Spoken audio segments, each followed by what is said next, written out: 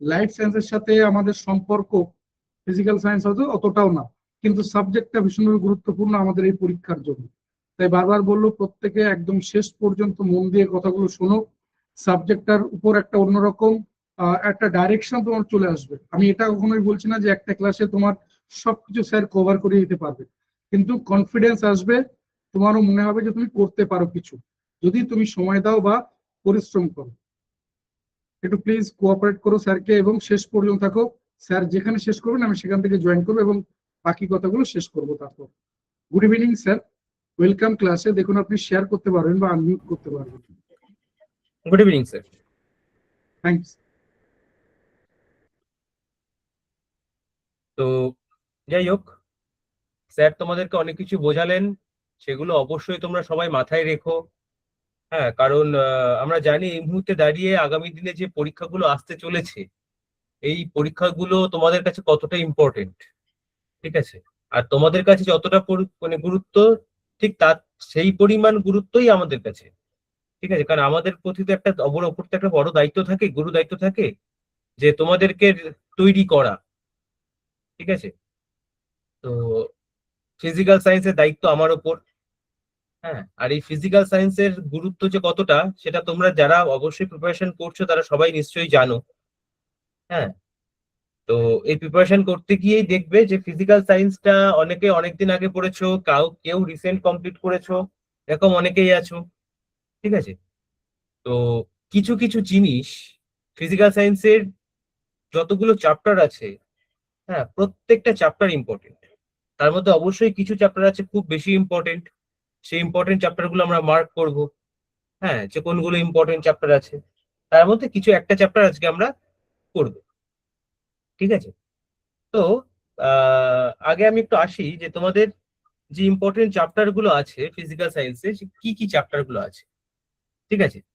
আগে দেখতে হবে যে যদি আমরা কেমিস্ট্রি পার্টটাতে দেখি, কেমিস্ট্রি পার্টটাতে কোন কোন জায়গাগুলো আমাদের কভার করছে, ঠিক আছে? দেখো, প্রথম কথা হচ্ছে, দেখো স্ট্রাকচার অ্যান্ড প্রপার্টিজ। তার মানে কোনটা? যেখানে অ্যাটমিক ব্যাপারগুলো আসে, অ্যাটমের ব্যাপারগুলো আছে, মলিকুলের ব্যাপার আছে। সম্ভবত না স্যার, এখন শেয়ার করা হয়নি বাট হ্যাঁ, আমি এখনো বলিনি স্যার। হ্যাঁ, এবার জাস্ট এ মিনিট। তো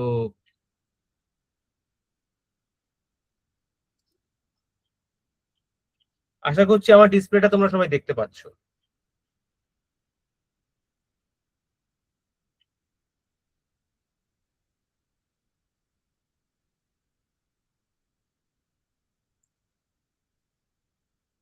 তো এই যে ইম্পর্টেন্ট চ্যাপ্টার গুলো আমার মার্ক করলাম, আমাদের মার্ক করা আছে, এর মধ্যে প্রথম যে চ্যাপ্টারটা আমরা দেখছি সেটা হচ্ছে কি স্ট্রাকচার অ্যান্ড প্রপার্টিজ, ঠিক আছে? স্ট্রাকচার অ্যান্ড প্রপার্টিজ মানে কোনগুলো? যে অ্যাটমিক যে স্ট্রাকচার গুলো আছে, সেই স্ট্রাকচার গুলো এবং তাদের যে বিভিন্ন ফেনোমেনা গুলো আছে, ঠিক আছে, সেইগুলো, ঠিক আছে? এছাড়া আমাদের থার্মাল ফেনোমেনা আছে, কেমিক্যাল ক্যালকুলেশনস আছে, অ্যাটমিক নিউক্লিয়াস আছে, অ্যাটমিক স্ট্রাকচার আছে, মেটালার্জি আছে, ঠিক আছে, আয়রন অ্যান্ড কোভ্যালেন্ট আছে, বিহেভিয়ার অফ গ্যাসেস আছে, লাইট হিট, ঠিক আছে, মোল কনসেপ্ট, এগুলো। তাছাড়া ইলেকট্রিসিটি, এগুলোর সঙ্গে একটা ইম্পর্টেন্ট চ্যাপ্টার কিন্তু ইলেকট্রিসিটি, ঠিক আছে? ইলেকট্রিসিটি আমার মনে হয় যতগুলো চ্যাপ্টার আছে তাদের মধ্যে সব থেকে ইম্পর্টেন্ট একটা চ্যাপ্টার, ঠিক আছে? আর যে চ্যাপ্টারটাতে সবার মোটামুটি ভাবে একটু সমস্যা হয়ে হয়ে থাকে, ঠিক আছে?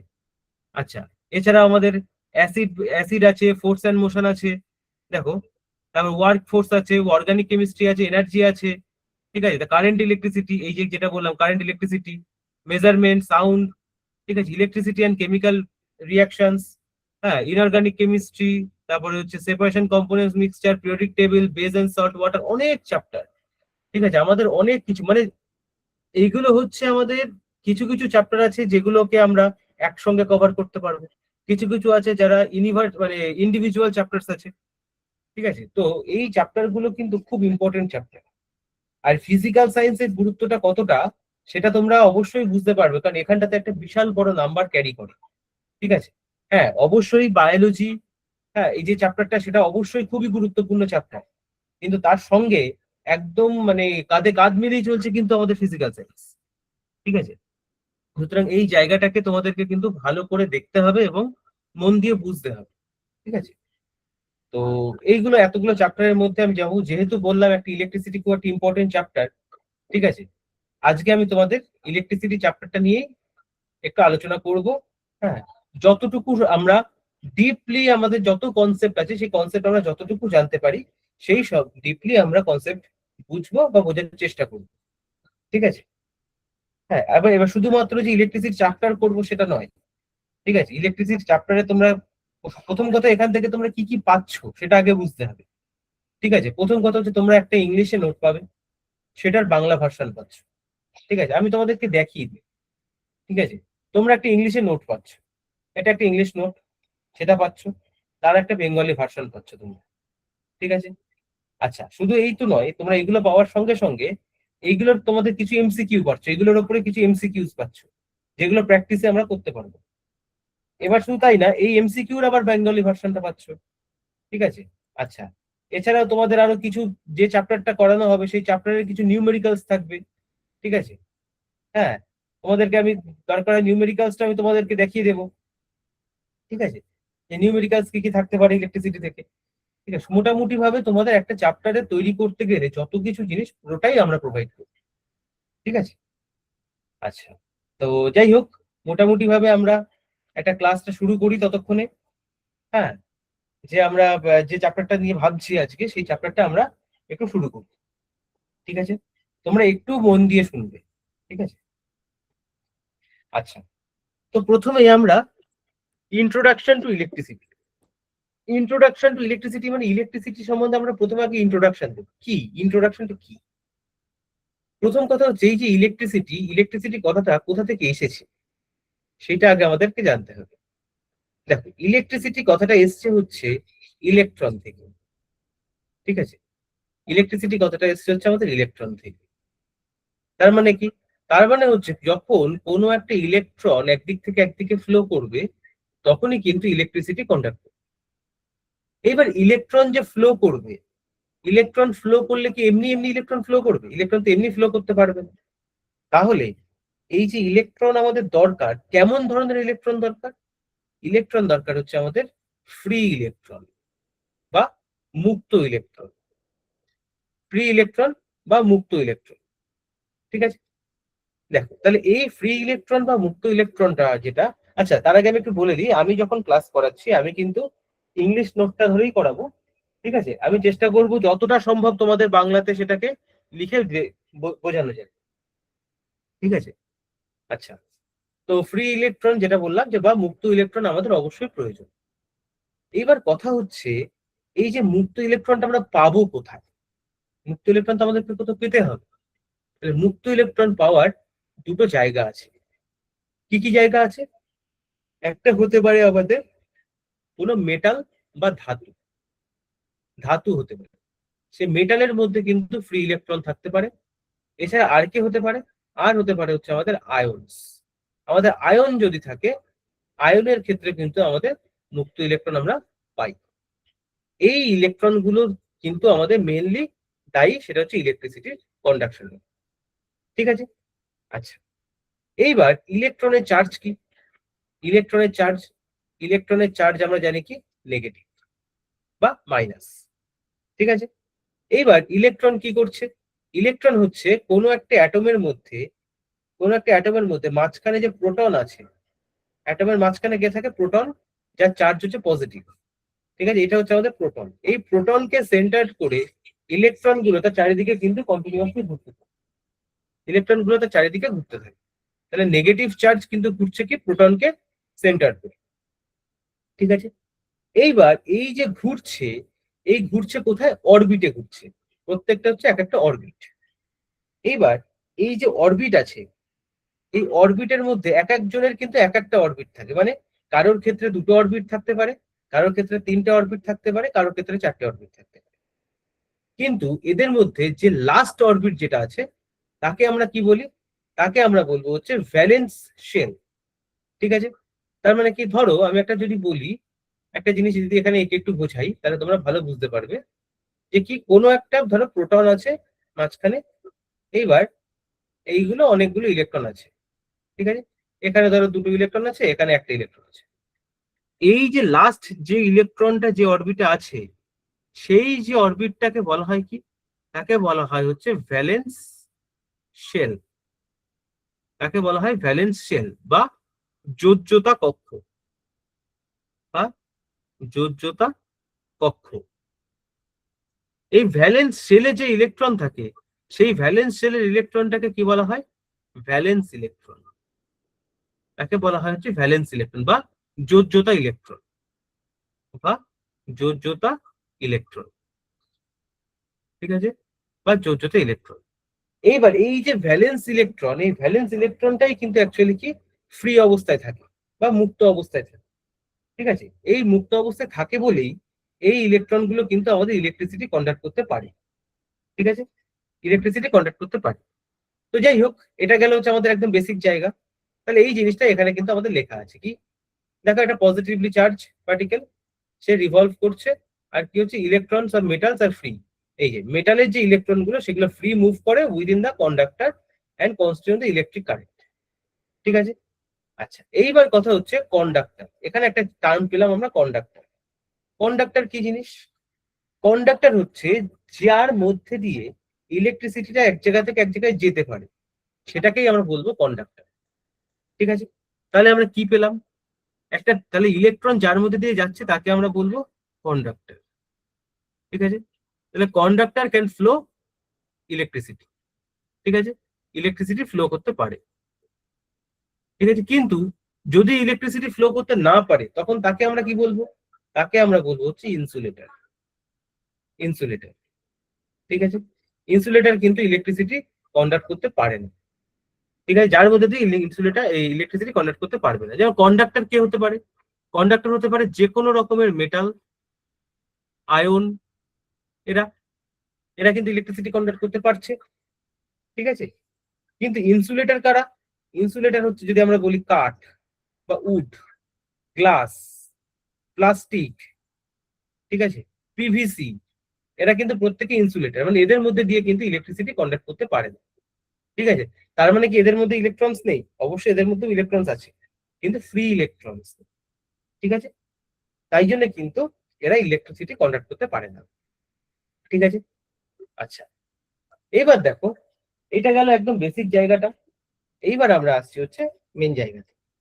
দেখো তাহলে ইলেকট্রিসিটি যখন কন্ডাক্ট করছে, ইলেকট্রিসিটি কন্ডাক্ট করতে গেলে, হ্যাঁ, তাহলে একটা কি হয়, চার্জ ফ্লো হয়। ঠিক আছে, অবশ্যই একটা চার্জ ফ্লো হবে। তাহলে চার্জ যদি ফ্লো হয়, তার মানে আমরা কি বলতে পারি?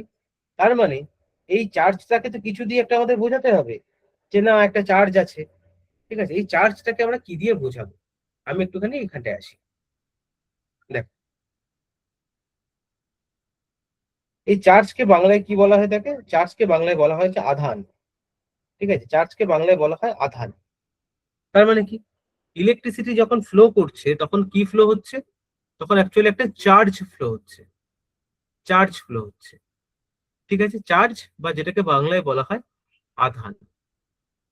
ঠিক আছে, এই চার্জ বা আধানকে কি দিয়ে ডিনোট করা হয়? একে ডিনোট করা হয় কিউ দিয়ে। একে ডিনোট করা হয় কিউ দিয়ে। ঠিক আছে, আচ্ছা তাহলে কিউ দিয়ে যদি আমরা চার্জকে ডিনোট করে থাকি, ঠিক আছে, এবার দেখো, ধরো আমরা এক জায়গা থেকে এক জায়গায় চার্জ পাঠাচ্ছি। ঠিক আছে, এক জায়গা থেকে এক জায়গায় চার্জ পাঠাচ্ছি। ধরো একটা কোনো কন্ডাক্টর আছে, এটা একটা কোনো কন্ডাক্টর। এই কন্ডাক্টরে আমরা একদিক থেকে একদিকে চার্জ পাঠাচ্ছি। এই চার্জ পাঠাচ্ছি কত সময় ধরে পাঠাচ্ছি? বুঝলি, টি সময় ধরে, টি টাইম, টি সেকেন্ড আমি ধরে নিচ্ছি। ধরো টি সেকেন্ড ধরে আমরা কিউ পরিমাণ চার্জ এক জায়গা থেকে এক জায়গায় পাঠাচ্ছি।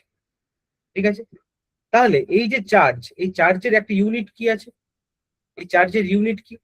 চার্জের ইউনিট হচ্ছে কুলম। কুলম, যেটাকে ক্যাপিটাল সি দিয়ে ডিনোট করা হয়ে থাকে, বাংলায় হচ্ছে কুলম্ব।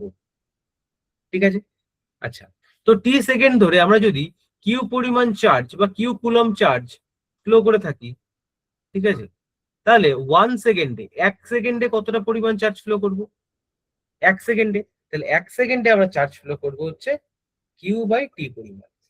তাহলে কিউ পরিমাণ চার্জ মানে কিউ কুলম, আর টি সেকেন্ডে, টি সেকেন্ডে ফ্লো করছে। তার মানে কি, 1 সেকেন্ডে মানে কি, ইউনিট টাইমে, মানে ইউনিট সেকেন্ডে। তাহলে ইউনিট সেকেন্ডে যতটা পরিমাণ চার্জ আমরা ফ্লো করছি সেটাকেই আমরা কি বলতে পারি, সেটাকেই কিন্তু আমরা বলতে পারি কারেন্ট। সেটাকে আমরা বলতে পারি কারেন্ট, যেটাকে আই দিয়ে ডিনোট করা হয়। ঠিক আছে, তাহলে আমরা কি বললাম, যে ইউনিট টাইমে যতটা পরিমাণ চার্জ আমরা ফ্লো করছি সেটাকে আমরা বলতে পারি কারেন্ট। তার মানে আমরা একটা জিনিস কি পেলাম, আই ইকুয়ালস টু হচ্ছে কিউ বাই টি। ঠিক আছে, বা এটাকে আমরা লিখতে পারি কিউ ইকুয়ালস টু আইটি। ঠিক আছে, এবার দেখো তাহলে এই যে আইটা আমরা পেলাম, তাহলে আইটাকে তো কিছু দিয়ে একটা মেজার করতে হবে।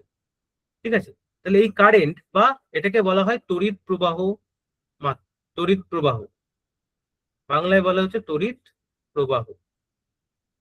ঠিক আছে, কারেন্ট বা তড়িৎ প্রবাহ। তাহলে তড়িৎ প্রবাহকে আমরা কি দিয়ে মাপি, একে এর ইউনিট হচ্ছে আমাদের, এর ইউনিট কি, এর ইউনিট হচ্ছে আমাদের অ্যাম্পিয়ার। এর ইউনিট হচ্ছে অ্যাম্পিয়ার। অ্যাম্পিয়ারকে কি দিয়ে ডিনোট করা হয়, ক্যাপিটাল এ দিয়ে ডিনোট করা হয়। ঠিক আছে, তার মানে আমরা একটা জিনিস কি বুঝছি দেখো তো, তাহলে এই কারেন্ট মানে তো কিউ বাই টি। তাহলে কারেন্ট মানে কিউ বাই টি, তাহলে এখানে আমরা এটা কি পেতে পারি, যে অ্যাম্পিয়ার ইকুয়ালস টু এই কারেন্ট, এখানে কারেন্ট, কারেন্ট মানে অ্যাম্পিয়ার, আর এখানে কি পাচ্ছি ওপরে কুলম্ব, নিচে পাচ্ছি কি আমরা সেকেন্ড। তার মানে আমরা কি লিখতে পারি, যে অ্যাম্পিয়ার ইকুয়ালস টু আমরা লিখতে পারি কুলম্ব পার সেকেন্ড। এটাও আমরা লিখতে পারি ampere equals two coulomb per second. ঠিক আছে, তাহলে এটা কিন্তু একটা আমাদের ইউনিটের মধ্যে পড়বে। পরীক্ষাতে কিন্তু ইউনিট থেকে, এই চ্যাপ্টারের ইউনিট থেকে খুব ইম্পর্টেন্ট কোশ্চেন আসে। ইউনিট, ইউনিট থেকে কিন্তু প্রচুর কোশ্চেন আসে। এইবার ধরো কোথাও একটা বলে দিল, পরীক্ষায় বললো যে which one is not current. ধরো আমাদের অ্যাম্পিয়ারের, আমাদের বললো কারেন্টের ইউনিটটা, আমাদের তিনটে চারটে অপশন দেওয়া আছে। কি কি দেওয়া আছে, একটা ধরো দেওয়া আছে অ্যাম্পিয়ার, অ্যাম্পিয়ার, আরেকটা দেওয়া আছে কুলম্ব পার সেকেন্ড, আরেকটা দেওয়া আছে কুলম্ব সেকেন্ড ইনভার্স, আরেকটা দেওয়া আছে কুলম্ব সেকেন্ড। ঠিক আছে, তাহলে এই কুলম্ব পার সেকেন্ডটাকে কিন্তু আমরা কুলম্ব সেকেন্ড ইনভার্সও লিখতে পারি। তার মানে এইটা আমাদের ঠিক, এটা আমাদের ঠিক, এটা আমাদের ঠিক, কিন্তু কুলম্ব সেকেন্ড কিন্তু ভুল। তাহলে এরকম ভাবে কিন্তু আমাদের ইউনিট থেকে কোশ্চেন আসতে পারে। ঠিক আছে, আচ্ছা এইবার কথা হচ্ছে, এই যেটা আমরা দেখলাম, যে অ্যাম্পিয়ার যেটা আমরা দেখলাম, এই অ্যাম্পিয়ারটাকে আমাদের তো মাপতে হবে, যে আমাদের যে কারেন্টটা ফ্লো হচ্ছে, কোথাও একটা দিয়ে কারেন্ট এক জায়গা থেকে এক জায়গায় যাচ্ছে, সেই ফ্লোটা তো আমাদেরকে মাপতে হবে। তাহলে এই কারেন্টটাকে আমরা কি দিয়ে মেজার করব,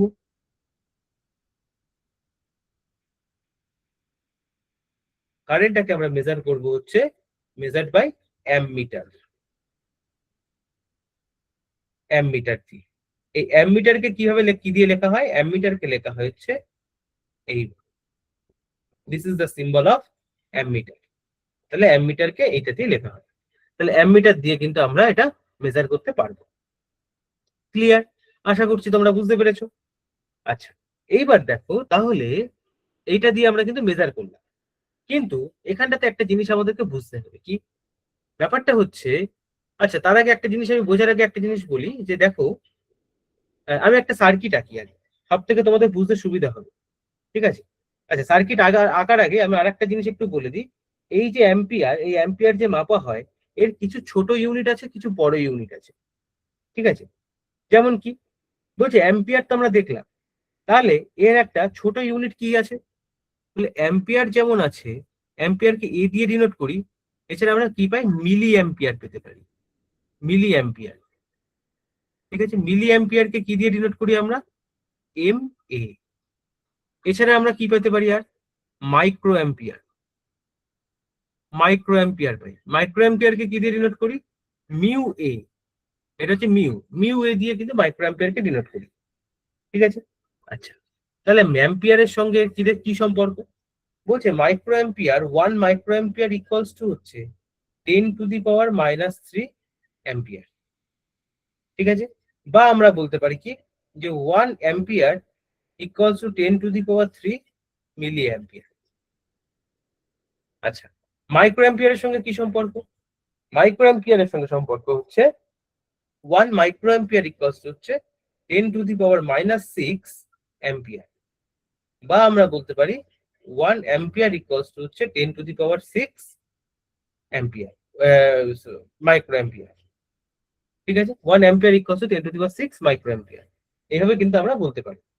ঠিক আছে, আচ্ছা। তো এইবার আমরা এখান থেকে একটা সার্কিট আঁকছি। সার্কিট একটা এঁকে আমি একটা জিনিস বোঝাচ্ছি।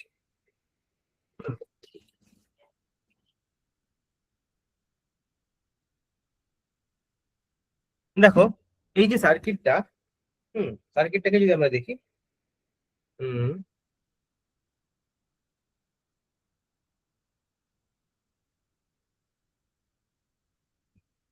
আচ্ছা, এইবার দেখো এখানে এইটা যেটা আঁকছি আমরা, এইটাকে কি বলা হয় সেটা আমি সাইডে বলছি। দেখো এই যে সিম্বলটা, তাহলে এই যে সিম্বলটাকে আমরা কি বলতে পারি? এই যে সিম্বলটাকে, এই যে বড় সাইডটাকে বলা হয় পজিটিভ, ছোট সাইডটাকে বলা হয় নেগেটিভ। ঠিক আছে, দেখো যখন এরকম একটা থাকবে তখন সেটাকে আমরা বলবো কিন্তু সেল, সেল। কিন্তু যদি একই রকম জিনিস মোর দেন ওয়ান থাকে, ধরো দুটো আছে, তখন কিন্তু সেটাকে আমরা বলবো ব্যাটারি। ঠিক আছে, যখন একটা থাকবে সেটাকে আমরা সেল দিয়ে ডিনোট করবো। যদি একের মোর দেন ওয়ান থাকে তখন সেটাকে আমরা ব্যাটারি। তাহলে এখানে একটা সার্কিটে একটা ব্যাটারি লাগানো হয়েছে। ঠিক আছে, ব্যাটারির এখান থেকে একটা এরকম দেওয়া আছে। ঠিক আছে, এইটাকে কি দিয়ে ডিনোট করি আমরা? এটাকে ডিনোট করি হচ্ছে আমরা কি বা চাবি, চাবি দিয়ে ডিনোট করি। এবার কথা হচ্ছে কি জিনিসটা কিরকম কিরকম দেখতে হয়? কিটা দেখতে হয় হচ্ছে এরকম। ঠিক আছে, এরকম ধরনের দেখতে হয়। ঠিক আছে, এই জিনিসটা এইটার মধ্যে লাগানো হয়। এই যে গোল যে জায়গাটা, এই মাঝখানে এই জায়গাটাতে লাগানো হয়। এবার কথা হচ্ছে একটা হচ্ছে ওপেন সার্কিট, একটা হচ্ছে ক্লোজ সার্কিট। ঠিক আছে, যখন ইলেকট্রিসিটি ফ্লো করছে, তার মানে এখন ইলেকট্রিসিটি ফ্লো করছে, তার জন্য এটাকে আমরা কি বলতে পারবো? এটাকে আমরা বলতে পারবো কিন্তু ক্লোজ সার্কিট, বা এর মধ্যে দিয়ে কিন্তু ইলেকট্রিসিটি ফ্লো করছে, মানে এই জিনিসটা এটার মধ্যে লাগানো আছে। কিন্তু যদি এই জায়গাটা থেকে আমরা বলি, এইটাকে আমরা যদি বলি এটা হচ্ছে আমাদের ওপেন সার্কিট, মানে এই জিনিসটা নেই, তার মানে এখান থেকে ইলেকট্রিসিটি কিন্তু যেতে পারবে না। তাহলে একটা হচ্ছে ওপেন, একটা ওটা ওপেন, একটা হচ্ছে একটা হচ্ছে এটা হচ্ছে ক্লোজড, এটা হচ্ছে ওপেন। ঠিক আছে, এটা হচ্ছে আমাদের ওপেন, এটা হচ্ছে আমাদের ক্লোজড। এখানে আমাদের ক্লোজ সার্কিট, কারণ ইলেকট্রিসিটি কন্ডাক্ট করানোর জন্য। আচ্ছা, এখানটায় যদি আমরা একটা অ্যামমিটারকে লাগাই, ঠিক আছে, একটা অ্যামমিটার যা আমরা জাস্ট মেজার করবো। ঠিক আছে, তাহলে অ্যামমিটারে দেখো এই যে সাইডটা, এই সাইডটা কিন্তু এখান থেকে এসে ব্যাটারির নেগেটিভ সাইডের সঙ্গে যুক্ত হচ্ছে। তাই জন্য এই দিকটা দেবো আমরা নেগেটিভ সিম্বল, এদিকটা দেবো হচ্ছে আমরা পজিটিভ। ঠিক আছে, এবার এখানে একটা এরকম ধরনের সিম্বল আছে। এই যে this is the symbol of bulb. এই সিম্বলটাকে কি বোঝানো হয়? এটা হচ্ছে বাল্ব, একটা বাল্ব লাগানো আছে। এইবার দেখো এইখান থেকে সব থেকে তোমাদের বুঝতে সুবিধা যেটা, যে কারণে সার্কিটটা আঁকা, সেটা হচ্ছে এই যে ইলেকট্রিসিটিটা ফ্লো করছে, ইলেকট্রিসিটি ফ্লো করবে কোন দিক থেকে, এটা একটু আমাদের বুঝতে হবে। ঠিক আছে, ইলেকট্রিসিটিটা কোন দিক থেকে ফ্লো করবে। দেখো প্রথম কথা হচ্ছে ইলেকট্রনের চার্জ আমরা দেখেছি মাইনাস, ইলেকট্রনের চার্জ হচ্ছে মাইনাস। তাহলে ইলেকট্রনের যদি চার্জ মাইনাস হয়, তাহলে এই এই যে মাইনাস, তাহলে এই দিক থেকে কে ফ্লো করবে? এই দিক থেকে ফ্লো করবে হচ্ছে আমাদের ইলেকট্রন। তাহলে ইলেকট্রন যে দিক থেকে ফ্লো করে, ইলেকট্রিসিটি অবশ্যই তার অপোজিটে ফ্লো করে। তাহলে ইলেকট্রিসিটি ফ্লো করবে কোন দিক থেকে? কারেন্ট, কারেন্ট ফ্লো করবে হচ্ছে এই দিক থেকে। তাহলে এখান থেকে একটা কিন্তু কোশ্চেন আমরা জানতে পারবো, সেটা ইলেকট্রিসিটি যে দিক থেকে ফ্লো করে, কারেন্ট কিন্তু ফ্লো করে তার অপোজিট ডাইরেকশন। ঠিক আছে, কারেন্ট ফ্লো করবে তার অপোজিট ডাইরেকশন। ঠিক আছে, আচ্ছা, এটা কিন্তু খুব ইম্পর্টেন্ট একটা জানার জিনিস, কারণ এরপরে অনেক কিছু আসবে যেগুলো আমাদের কিন্তু এই কনসেপ্টটা কাজে লাগাতে হবে। ঠিক আছে, আচ্ছা, তাহলে আমরা যেটা বলার যেটা হচ্ছে, আমরা তাহলে এখান থেকে যে ফর্মুলাটা পেয়েছিলাম সেটা কি? Q equals to I T I equals to Q by T, এই একটা ফর্মুলা আমরা এখান থেকে পেয়েছিলাম। আচ্ছা, এইবার দেখো, এইবার আমরা একটা জিনিসে আসছি, যে এইগুলো তো গেল, কিন্তু যখন কোনো একটা ইলেকট্রিসিটি কোনো একটা কারেন্টের মধ্যে দিয়ে, বা আচ্ছা আমি একটু নোটটা এখানটা তোমাদের দেখাই, যে এখানে চার্জ সম্বন্ধে দেখতে পাচ্ছ, চার্জ সম্বন্ধে লেখা আছে। ঠিক আছে, আচ্ছা, কন্ডাক্টর কি, ইনসুলেটর কি, সেটা দেওয়া আছে। ঠিক আছে, কোনটা কি তার প্রত্যেকের এক্সাম্পল দেওয়া আছে, কন্ডাক্টর ইনসুলেটর প্রত্যেকের এক্সাম্পল এখানে দেওয়া আছে। ঠিক আছে, আচ্ছা, এইবার আমরা যেটা আসবো সেটা হচ্ছে, দেখো প্রথমে কথা হচ্ছে কন্ডাক্টর তো আমরা জানলাম বা কারেন্ট ফ্লো জানলাম, কিন্তু এইগুলো জানতে গেলে এর সঙ্গে রিলেটেড একটা জিনিস জানতে হবে, সেটা কি? সেটা হচ্ছে পোটেনশিয়াল, যে electric potential and potential difference. আমি একটি হেডিং করে তাহলে তোমাদের সুবিধা হবে। Electric potential and potential difference. তার মানে কি? এটা মানে কি? এটা মানে বাংলা মানে হচ্ছে তড়িৎ বিভব, তড়িৎ বিভব বা বিভব পার্থক্য, বিভব পার্থক্য। ঠিক আছে, এই যে তড়িৎ বিভব বা তড়িৎ বিভব পার্থক্য, ঠিক আছে, এটা জিনিসটা কি? প্রথম কথা হচ্ছে এই যে পোটেনশিয়াল জিনিসটা আমরা কিসের মাধ্যমে পাবো? ধরো কারোর একটা পোটেনশিয়াল কি, সেটা আমরা কিসের মধ্যে পাবো? যখনই কোনো একটা ইলেকট্রিসিটি আছে, ঠিক আছে, যেমন দেখো আমাদের মানুষের শরীরে যদি আমরা ভাবি, তাহলে মানুষের শরীরটাকে পুরোটাকে কন্ট্রোল করছে কে?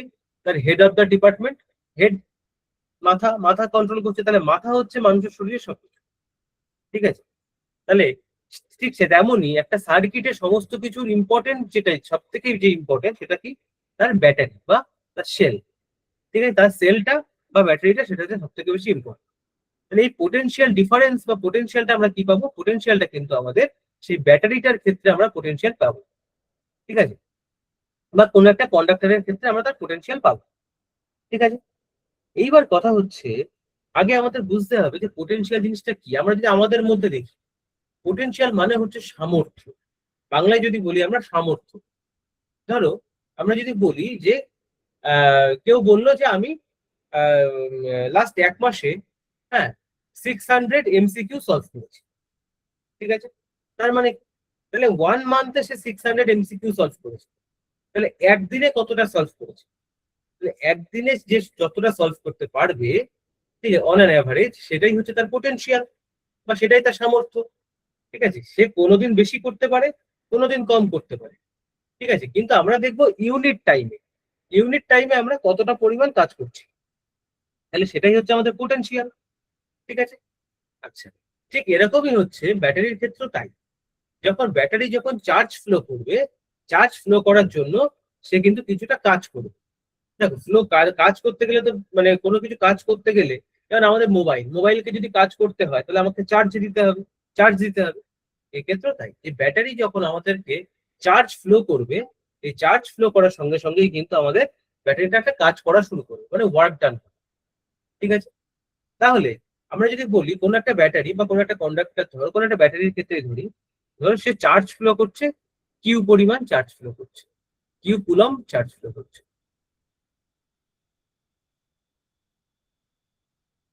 সে কিউ কুলম চার্জ ফ্লো করছে, তাহলে কিউ কুলম চার্জ ফ্লো করার পরে সে কতটা পরিমাণ ওয়ার্ক ডান করছে? ওয়ার্ক ডান করছে হচ্ছে, ওয়ার্ক ডান করছে কতটা? ডব্লিউ পরিমাণ ওয়ার্ক ডান করছে। তার ওয়ার্ক ডান হচ্ছে ডব্লিউ। ঠিক আছে, বা ডব্লিউ আমি লিখে দিচ্ছি W joule, W joule work done করছে।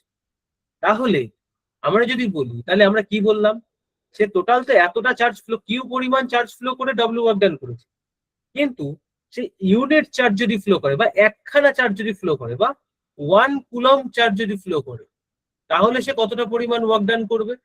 এটা হচ্ছে ডব্লিউ বাই কিউ পরিমাণ, বা W joule divided by Q coulomb. ঠিক আছে, এতটা পরিমাণ ওয়ার্ক ডান করবে। তাহলে ইউনিট টাইমে, ইউনিট চার্জ ফ্লো করে সে যতটা পরিমাণ ওয়ার্ক ডান করছে, কাজ করছে, সেটাই কি? সেটাই হচ্ছে তার পোটেনশিয়াল, সেটাই হচ্ছে তার পোটেনশিয়াল। তার মানে কি? তার মানে হচ্ছে ডব্লিউ বাই কিউ, সেটাই হচ্ছে আমাদের তার পোটেনশিয়াল। পোটেনশিয়াল, এই পোটেনশিয়ালটাকে কি দিয়ে ডিনোট করা হয়? ভি দিয়ে ডিনোট করা হয়। পোটেনশিয়ালটাকে ডিনোট করা হয় ভি দিয়ে। তাহলে আমরা বলতে পারি যে ভি ইকুয়ালস টু হচ্ছে ডব্লিউ বাই কিউ, বা আমরা কি বলতে পারি? ডব্লিউ ইকুয়ালস টু হচ্ছে ভি ইন্টু কিউ। এটা কিন্তু আমরা বলতে পারি। এইবার কথা হচ্ছে, এই তো পোটেনশিয়াল সম্বন্ধে আমরা বুঝলাম যে তার কতটা পোটেনশিয়াল আছে। কিন্তু পোটেনশিয়াল তো জানলে হবে না, পোটেনশিয়ালের ইউনিটটাও জানতে হবে। তাহলে একে তো মেজার করতে গেলে তার ইউনিট লাগবে। এর পোটেনশিয়ালের ইউনিট হচ্ছে আমাদের ভোল্ট। পোটেনশিয়ালের ইউনিট হচ্ছে ভোল্ট, যেটাকে ভি দিয়ে বোঝানো। ঠিক আছে, এটাকে ভি দিয়ে বোঝানো। আচ্ছা, এইবার কথা হচ্ছে ভোল্ট তো আমরা বুঝলাম, ঠিক আছে। তার মানে পোটেনশিয়াল যদি ভোল্ট হয়, তাহলে এখানে ডব্লিউটা কি? ডব্লিউটা হচ্ছে জুল। তার মানে ভোল্ট ইকুয়ালস টু আমরা লিখতে পারি যে ডব্লিউ যদি ডব্লিউটা যদি জুল হয়, ঠিক আছে, আর কিউটা যদি কুলম হয়, ঠিক আছে, তাহলে কি ভোল্ট ইকুয়ালস টু হচ্ছে জুল পার কুলম। তাহলে এইটা একটা তাহলে ভোল্ট একটা ইউনিট গেল। আর একটা আমরা কি বলতে পারি? Joule per coulomb. Volt equals to joule per coulomb. এছাড়া আর কি লেখা যেতে পারে?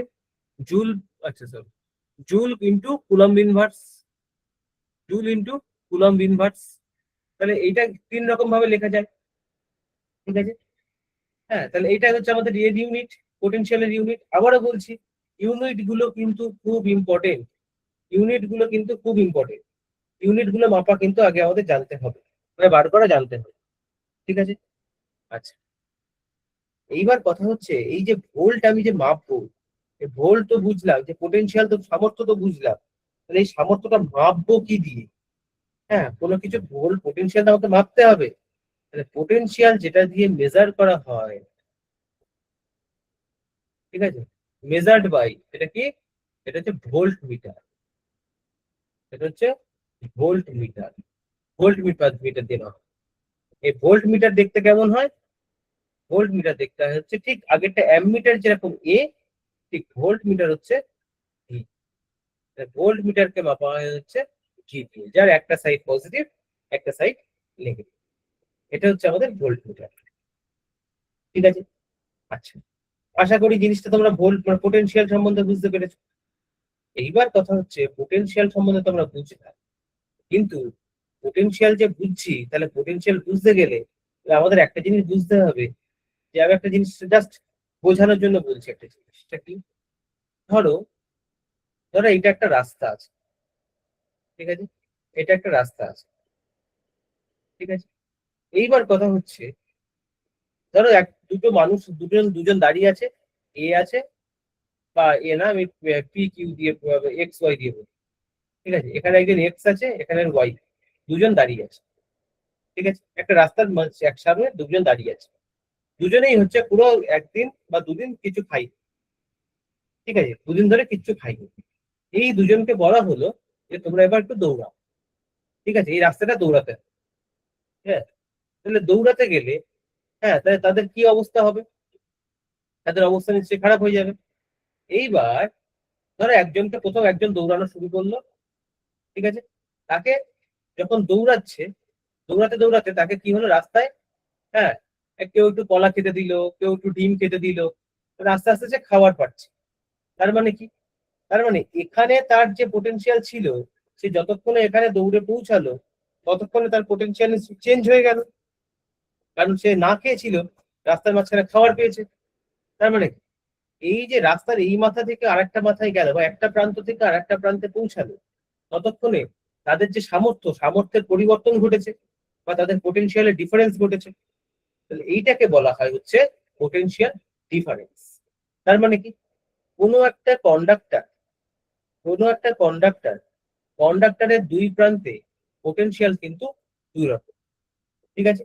তার মানে এই একটা কন্ডাক্টর, তার এই প্রান্তে যদি পোটেনশিয়াল যদি আমি ধরি V1 ধরে নিই, তাহলে এই প্রান্তের পোটেনশিয়াল কত হচ্ছে? V2, ঠিক আছে। তাহলে এইটা হচ্ছে তাদের পোটেনশিয়াল। কিন্তু এবার ধরো, কারণ পোটেনশিয়াল আমি জাস্ট কোনো ইউনিট লিখছি না এক্ষুনি, ধরো এই ইউনিট ধরেই বলছি, ধরো এই প্রান্তে তার, ধরো এই প্রান্তে, হ্যাঁ, যে বা এই প্রান্তে কোনো একটা কারেন্ট যখন যাচ্ছে, এই প্রান্তে তার পোটেনশিয়াল 5 ভোল্ট, এই প্রান্তে যখন আছে তার পোটেনশিয়াল ধরো 10, ঠিক আছে। তার মানে তাদের মধ্যে পোটেনশিয়াল ডিফারেন্স কত তৈরি হলো? নিশ্চয়ই 10 ভোল্ট মাইনাস 5 ভোল্ট। তার মানে আমরা কি লিখতে পারি? V2 minus V1। এই V2 মাইনাস V1টাই হচ্ছে আমাদের যেটা আমরা মাপি, সেটা হচ্ছে ভি, পোটেনশিয়াল ডিফারেন্স। তাহলে এই যে ভোল্ট মিটার দিয়ে যেটা মাপা হয়, সেটা কি মাপা হয়? এই পোটেনশিয়াল ডিফারেন্স সেটাই মাপা হয় হচ্ছে ভোল্টমিটার দিয়ে। ঠিক আছে, তাহলে পোটেনশিয়াল ডিফারেন্স সেটাকে V2 মাইনাস V1 দিয়ে আমরা ডিলেট করতে পারি। ঠিক আছে, তাহলে এইটা গেল হচ্ছে আমাদের পোটেনশিয়াল ডিফারেন্স। আশা করছি তোমরা পোটেনশিয়াল ডিফারেন্স সম্বন্ধে একটা আইডিয়া করতে পারছো যে পোটেনশিয়াল ডিফারেন্সটা কি জিনিস।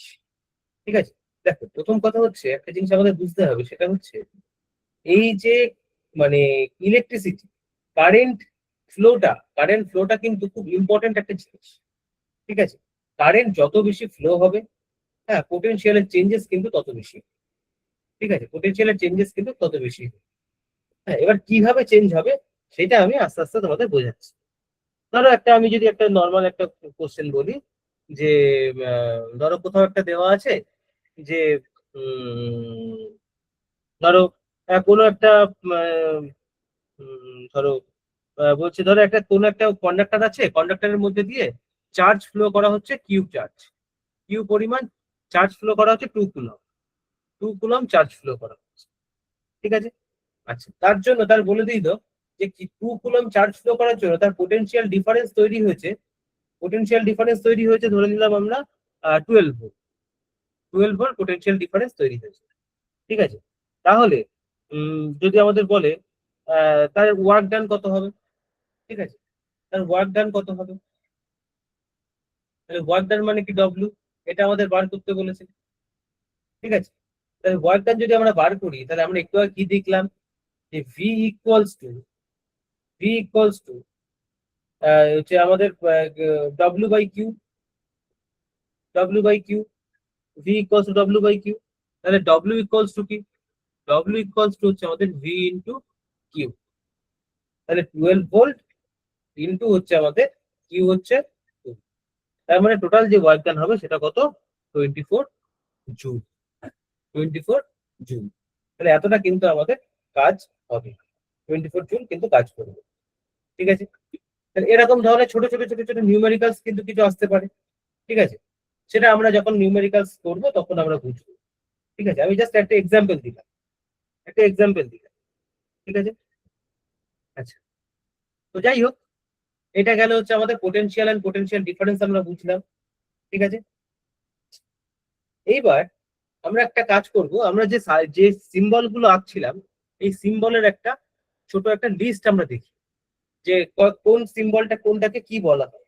ঠিক আছে, আমরা পরপর এক জায়গা থেকে একটা লিস্ট করে দিই, তাহলে আমাদের সব থেকে ভালো সুবিধা হবে, কারণ লিস্ট গুলো আমাদের দরকার। ঠিক আছে, ধরো যেটা আমি বললাম যদি একটা থাকে তাকে আমরা কি বলে থাকি, তাকে আমরা বলি হচ্ছে সেল। যদি মোর দ্যান ওয়ান থাকে তাকে আমরা কি বলি, তাকে আমরা বলি ব্যাটারি। ঠিক আছে, আচ্ছা আচ্ছা ধরো এরকম একটা থাকছে, এটা যে আমাদের চাবি, এই চাবিটা কি চাবি, এটা হচ্ছে চাবি বলা হয় বা সুইচও বলা হয়। ঠিক আছে, সুইচও বলা হয়। ঠিক আছে, এই সুইচটা দু রকম থাকে। ঠিক আছে, আমি বলে দিচ্ছি, এরকম থাকে সুইচ, আর একটা হচ্ছে এরকম থাকতে পারে। ঠিক আছে, এটাও হচ্ছে আমাদের সুইচ। কিন্তু এই যে সুইচ দুটো দেখছি যখন এইরকম আছে তখন সেটা হচ্ছে আমাদের ওপেন বা খোলা আছে, মুক্ত আছে। কিন্তু এইটা যখন আছে তখন কি, ক্লোজ। ঠিক আছে, আচ্ছা এবার কথা হচ্ছে সুইচের যে সিম্বলটা ওপেনের কোনো আলাদা করে মানে সুইচের যদি আমরা ধরো কোনো সুইচ এরকম না দিয়ে একটা প্লেন দাগ দেওয়া আছে। ঠিক আছে, একটা প্লেন দাগ দেওয়া আছে বা কিছুই দেওয়া নেই, কিন্তু যদি আমরা ওপেনের জায়গায় এরকমও কিন্তু কখনো কখনো থাকতে পারে। এটাও কিন্তু আমাদের সুইচেরই একটা পার্ট। ঠিক আছে, এটাও কিন্তু সিম্বল অফ সুইচ। ঠিক আছে, এটা দেখো দুটো মুখ দুদিকে বেঁকে আছে, তার মানে কি এদের মুখ দুটো কিন্তু খোলা আছে। ঠিক আছে, তার মানে এটাকে কিন্তু আমরা ওপেন বলতে পারবো। ঠিক আছে, আচ্ছা আচ্ছা এবার ধরো আর একটা দেখছি আমরা, ধরো এরকম একটা দেওয়া আছে, এরকম একটা সিম্বল দেওয়া আছে, তাহলে এটাকে কি বলতে পারি, এটাকে বলতে পারি হচ্ছে আমরা ওয়্যার জয়েন্ট। কোন একটা তারকে যখন আমরা জয়েন্ট করি তখন আমরা এই সিম্বল দিয়ে বোঝাতে পারি, এটাকে আমরা ওয়্যার জয়েন্ট বলতে পারি। ঠিক আছে, আচ্ছা এছাড়া আর একটা কি দেখতে পারি আমরা, ধরো এরকম একটা সিম্বল আছে,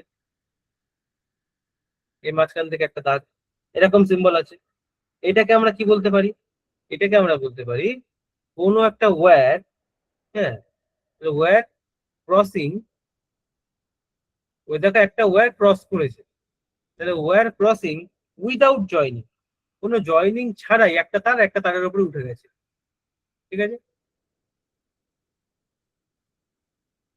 কোনো একটা তারের সঙ্গে জয়েন করা ছাড়াই একটার উপরে একটা উঠে গেছে, তাহলে এটা হচ্ছে উইদাউট জয়নিং। আচ্ছা, এছাড়া এটা তো আমি বললাম, this is the symbol of bulb, বাল্বের সিম্বল। আচ্ছা, এছাড়া এখানে আর একটা সিম্বল আমরা দেখবো, এটা কি, এটা দেখলাম আমরা অ্যামমিটার, সরি, এটা হচ্ছে আমাদের অ্যামমিটার, অ্যামমিটারের একটা পজিটিভ একটা নেগেটিভ, এটা হচ্ছে আমাদের ভোল্ট মিটার। আচ্ছা, এখানে আর একটা সিম্বল আমরা দেখবো, আরো দুটো সিম্বল, যে সিম্বল দুটোর নাম আমি এক্ষুনি লিখছি না, আমরা এঁকে রাখছি, একটু পরে বলছি। এই যে এই দুটো সিম্বল আমি এঁকে রাখলাম, আমি একটু পরে ব্যাপারটা ডেসক্রাইব করে তারপরে আমি বলছি, ঠিক আছে।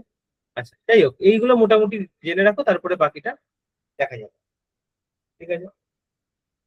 আচ্ছা, তাহলে এইগুলো গেল হচ্ছে আমাদের সিম্বল।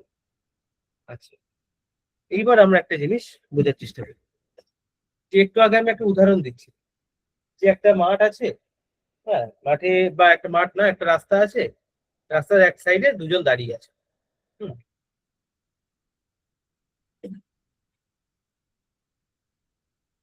এই একটা রাস্তা, হুম, দুজন দাঁড়িয়ে আছে, একটা এক্স, একটা ওয়াই।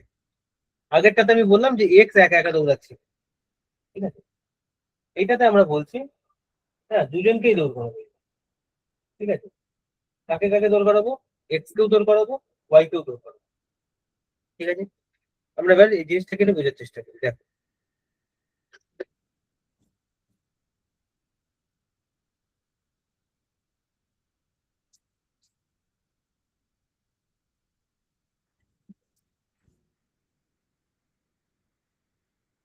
তো দুজনে যখন দৌড়াবে তখন আমরা কি বলতে পারবো, ধরো সে একই রকম কন্ডিশন, যে দুজনেই না খেয়ে আছে, ঠিক আছে, দুজনেই দুদিন ধরে না খেয়ে আছে। এইবার প্রথমে ধর এক্স যখন দৌড়াচ্ছে, এক্স যখন এদিক থেকে এদিকে দৌড়াচ্ছে, তখন তাকে ধর একটা কলা খাওয়ানো হলো, একটা ডিম খাওয়ানো হলো, একটা ব্রেড খাওয়ানো হলো, ঠিক আছে।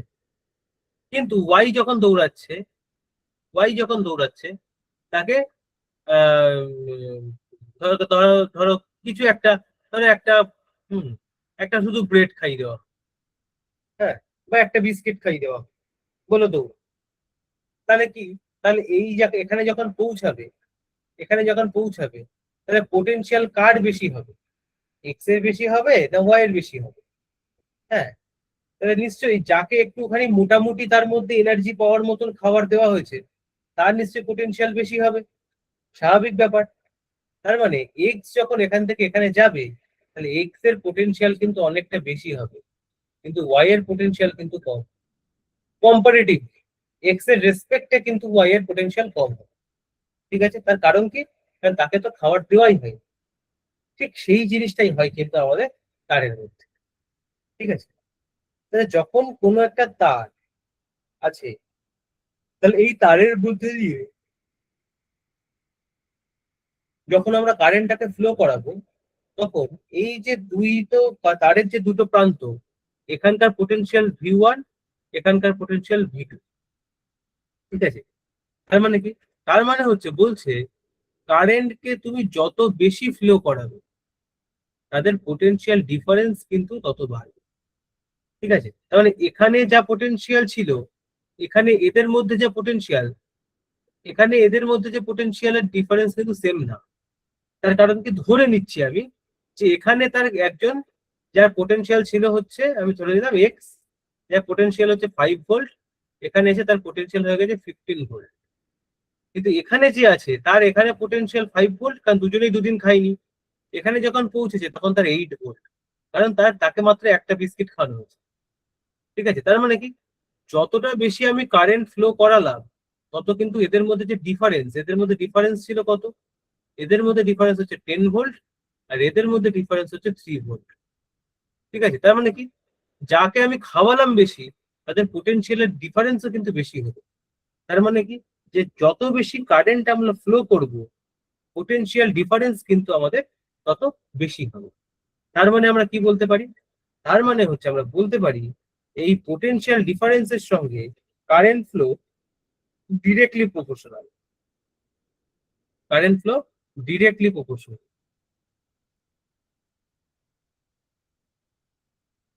বা সমানুপাতিক সম্পর্ক, বা সমানুপাতিক সম্পর্ক। ঠিক আছে, আচ্ছা, তাহলে এটা গেল হচ্ছে আমাদের ডিরেক্টলি প্রপোর্শনাল। ঠিক আছে, সমানুপাতিক সম্পর্ক। এইবার দেখো, আমরা একটা জিনিস সেই জানি, ছোটবেলা থেকে জানি কি, সেটা হচ্ছে কোনো ভ্যারিজাস থেকে যদি ইকুয়ালস টু তে আসতে হয়, কোনো একটা ভ্যারিজাস থেকে যদি আমাদের ইকুয়ালস টু তে আসতে হয়, তাহলে সেখানে কি হয়, একটা কনস্ট্যান্ট গুণ করতে হয়। সেখানে একটা কনস্ট্যান্ট গুণ করতে হয়। তার মানে এখানে ভি, এই যে ভ্যারিজাস থেকে যখন আমরা ইকুয়ালস টু তে আসবো, তখন এই আই এর সঙ্গে একটা কনস্ট্যান্ট গুণ হবে। সেটা কি, সেটা হচ্ছে আর। আর হচ্ছে একটা আমাদের কনস্ট্যান্ট। ঠিক আছে, আরটা হচ্ছে আমাদের কনস্ট্যান্ট। কনস্ট্যান্ট, এই যে আর কনস্ট্যান্ট, এটার নাম কি, এটার নাম হচ্ছে আমাদের রেজিস্টেন্স। রেজিস্টেন্স। ঠিক আছে, তাহলে আমরা কি পেলাম, ভি ইকুয়ালস টু পেলাম I into R. V equals to পেলাম আই, আই ইন্টু আর। ঠিক আছে, আচ্ছা, এইবার কথা হচ্ছে রেজিস্টেন্স। তাহলে এখান থেকে একটা নতুন টার্ম পেলাম আমরা, রেজিস্টেন্স। ঠিক আছে, আচ্ছা, এই রেজিস্টেন্সটা আমি এখানে দিচ্ছি।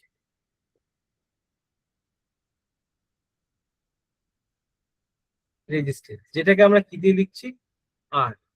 আর দিয়ে ডিনোট করছি, রেজিস্টেন্সকে আমরা আর দিয়ে ডিনোট করছি।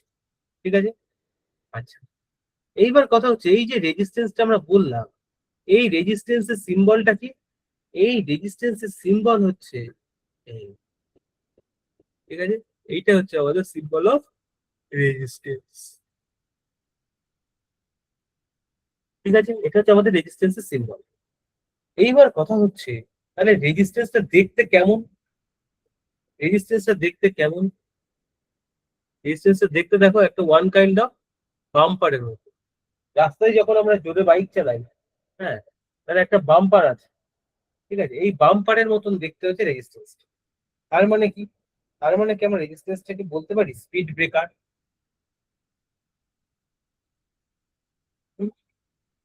তাহলে রেজিস্ট্যান্সকে আমরা বলতে পারি হচ্ছে স্পিড ব্রেকার।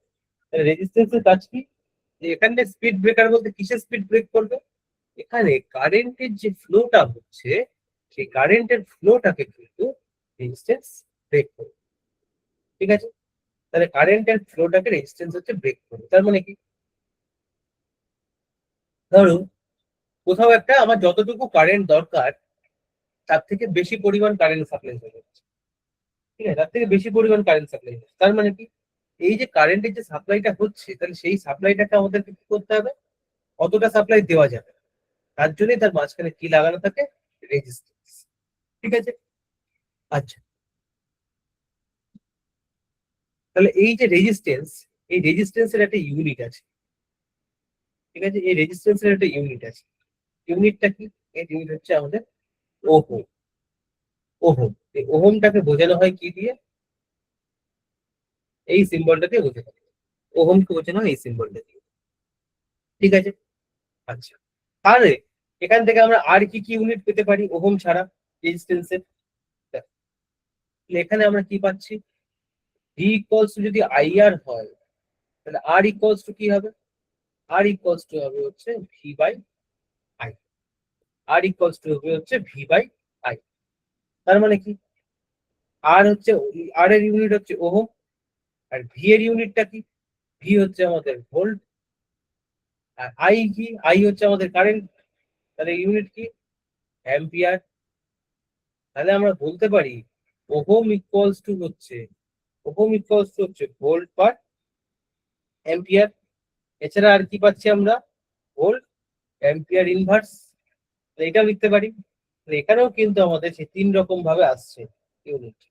ঠিক আছে, তাহলে এখানেও কিন্তু এই ইউনিট গুলো আমাদের কিন্তু মনে রাখতে হবে, অবশ্যই মনে রাখতে হবে। ঠিক আছে, আচ্ছা, তো এটা গেল হচ্ছে আমাদের রেজিস্ট্যান্স। ঠিক আছে, রেজিস্ট্যান্স সম্বন্ধে আমরা জানলাম যে রেজিস্ট্যান্স হচ্ছে একটা ওয়ান কাইন্ড অফ বাম্পার, যে মানে স্পিড ব্রেকার হিসেবে কাজ করে। কিসের স্পিড ব্রেকার? কারেন্টের, ইলেকট্রিসিটি স্পিড ব্রেকার। যে কারেন্টের যে ফ্লো, তার স্পিডটাকে ব্রেক করতে সাহায্য করে। ঠিক আছে, সেটা কে সাহায্য করে? রেজিস্ট্যান্স। ঠিক আছে, আচ্ছা, তাহলে এই যে একটু আগে আমি আরেকটা সিম্বল ওখানে এঁকেছিলাম, ঠিক আছে, আচ্ছা, প্রথম কথা হচ্ছে, এবার একটা কথা বলি, এই রেজিস্ট্যান্সটা কি? এখানে লিখেছি দেখো constant. What do mean by constant? Constant মানে কি? কনস্ট্যান্ট মানে হচ্ছে ধ্রুবক। কনস্ট্যান্ট বা এটাকে বলা হয় ধ্রুবক। ধ্রুবক, কনস্ট্যান্ট বা ধ্রুবক কাকে বলে? যার ভ্যালুর কোনো চেঞ্জেস হবে না, যেটার একটা ফিক্সড ভ্যালু থাকবে, সেটাই তো হচ্ছে কনস্ট্যান্ট। তার মানে কি, কোনো একটা সার্কিটে একটা রেজিস্ট্যান্স লাগানো আছে মানে কি, সে তার যতটুকু ইলেকট্রিসিটি মানে মানে কি বলবো, তার কারেন্ট ফ্লোটা কমানোর, সে ততটুকুই কমাবে, তার ভ্যালুটা কিন্তু কখনো চেঞ্জ করা যাবে না। আমি ঠিক যত ওহমের রেজিস্ট্যান্স লাগাবো, ঠিক তত ওহমেরই রেজিস্ট্যান্স থাকবে। ঠিক আছে, কিন্তু কিন্তু এখানে আমরা আর একটা সিম্বল আমরা এঁকেছিলাম। কি সিম্বল?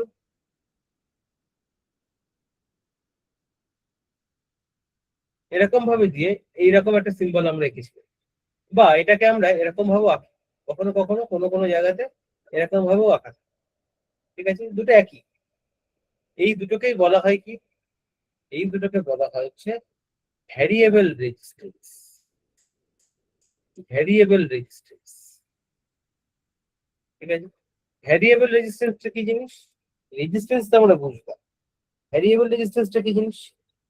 ভ্যারিয়েবল রেজিস্ট্যান্স হচ্ছে এমন একটা রেজিস্ট্যান্স, যে রেজিস্ট্যান্সের ভ্যালুটাকে আমাদের প্রয়োজন মতো আমরা চেঞ্জ করতে পারি।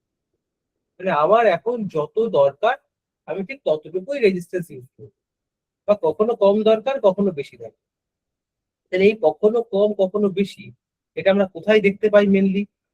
দেখবে, এটা আমরা দেখতে পাই যখন কোনো একটা, ধরো ফ্যানের রেগুলেটর, ঠিক আছে, ফ্যানের রেগুলেটর, তাহলে ফ্যানের রেগুলেটরের মধ্যে কি থাকে? দেখো, আমরা যে বলি না যে কারেন্টটাকে, হ্যাঁ, এই কি বলে, ফ্যানের জোরটাকে বাড়িয়ে দে। হ্যাঁ, ফ্যানের জোরটাকে অ্যাকচুয়ালি বাড়ানো হয় না।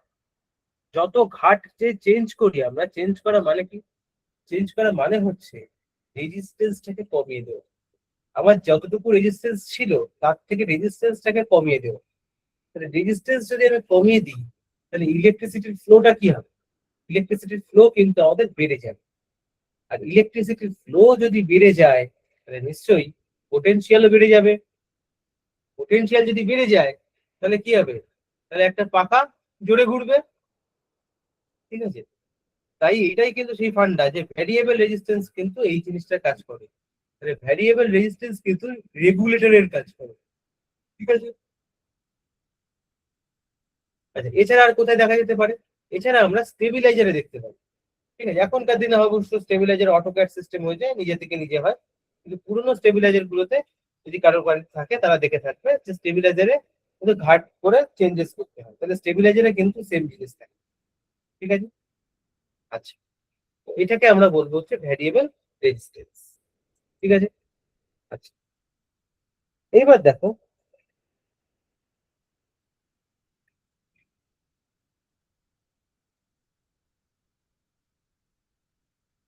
আচ্ছা, তো এই ভ্যারিয়েবল রেজিস্ট্যান্স আমরা বুঝলাম। এবার ধরো, আমি একটা জিনিস বলছি। ধরো, আহ এই রেজিস্ট্যান্সটাকে আমরা ধরো একটা ফ্যাক্টরের মধ্যে ফেলবো। ঠিক আছে, একটা ফ্যাক্টরের মধ্যে ফেলবো, কি ফ্যাক্টর সেটা আমি বলছি। ঠিক আছে, আমি তার জন্য আমি একটা অন্য পেজ আছে, এইটাকে আমি ছবিটাকে আমি এখান থেকে মুছে দিচ্ছি। হ্যাঁ, এই ছবিটাকে মুছে আমি আলাদা করে ওখানটাতে লিখে দিচ্ছি, তাহলে একটা খাপছাড়া পেজ মনে হবে। যেখানে লিখছিলাম আগে, আমি সেখানে লিখে দিচ্ছি এই যে, এইটা।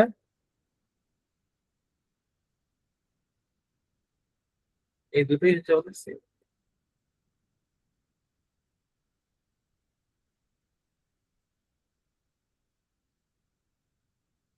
ভেরিয়েবল। আচ্ছা, এবার আমরা বলছি, এবার একটা কন্ডিশন আমি বলছি, তার জন্য আমাদের একটা ছবি এঁকে দিই, ঠিক আছে?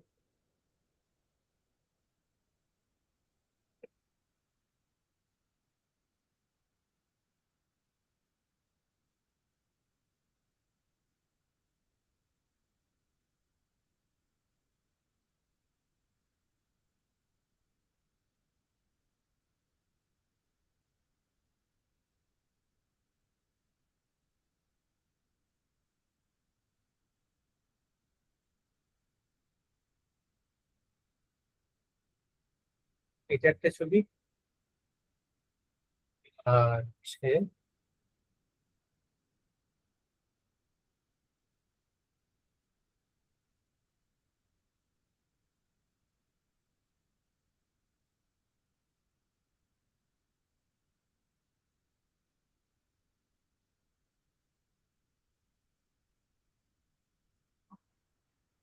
এটা। তো এখানে আমরা দুটো কন্ডিশন পাচ্ছি কি, দেখো এইগুলো হচ্ছে এক একটা তার, যে তারটাকে আমরা যদি জুম করি, জুম করে এরকম দেখতে পাই। এবার ফার্স্ট যে কন্ডিশনটাতে বলছে, ফার্স্ট কন্ডিশনটাতে কি বলছে, কি বোঝা যাচ্ছে? দেখো, যে এই যে দুটো তার আছে, এই তার দুটো দেখো, তার যে তারের যে কতটা মোটা, বা এই ক্ষেত্রে কি বলা হয়, তারের ক্রস সেকশনাল এরিয়া। ঠিক আছে, তার মানে এই যে তারের এই যে এরিয়াটাকে বলা হয়েছে তার ক্রস সেকশনাল এরিয়া। ঠিক আছে, তাহলে এই দুটোই কিন্তু এখানে সেম। ঠিক আছে, দেখো এইটার ক্ষেত্রে যদি আমরা এ ধরি, এটাও কিন্তু আমাদের ক্রস সেকশনাল এরিয়া এ, দুটোরই কিন্তু এরিয়া সেম। কিন্তু দেখো দুটো লেন্থ কিন্তু সেম না, দুটো লেন্থ কিন্তু সেম না, একটা ছোট একটা বড়।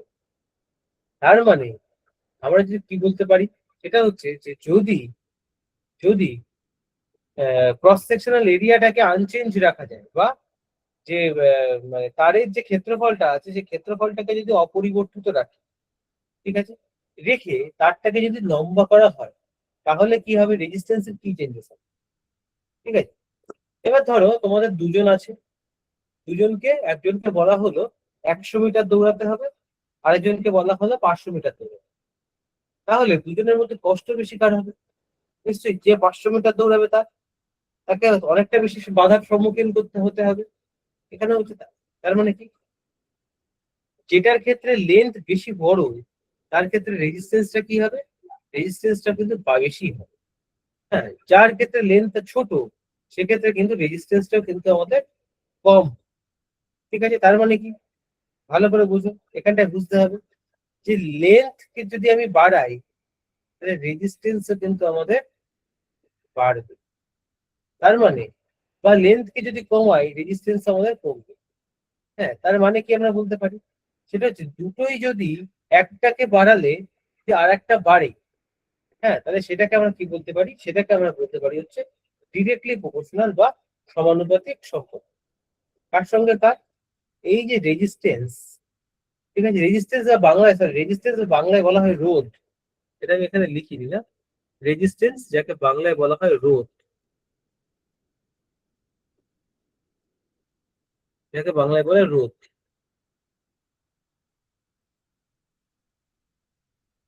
আচ্ছা, তো কি বলছিলাম, যে এই লেন্থ যত বাড়বে, রেজিস্ট্যান্স তত বাড়বে, তাহলে লেন্থের সঙ্গে আমাদের কি, লেন্থের সঙ্গে হচ্ছে আমাদের ডিরেক্টলি প্রপোর্শনাল।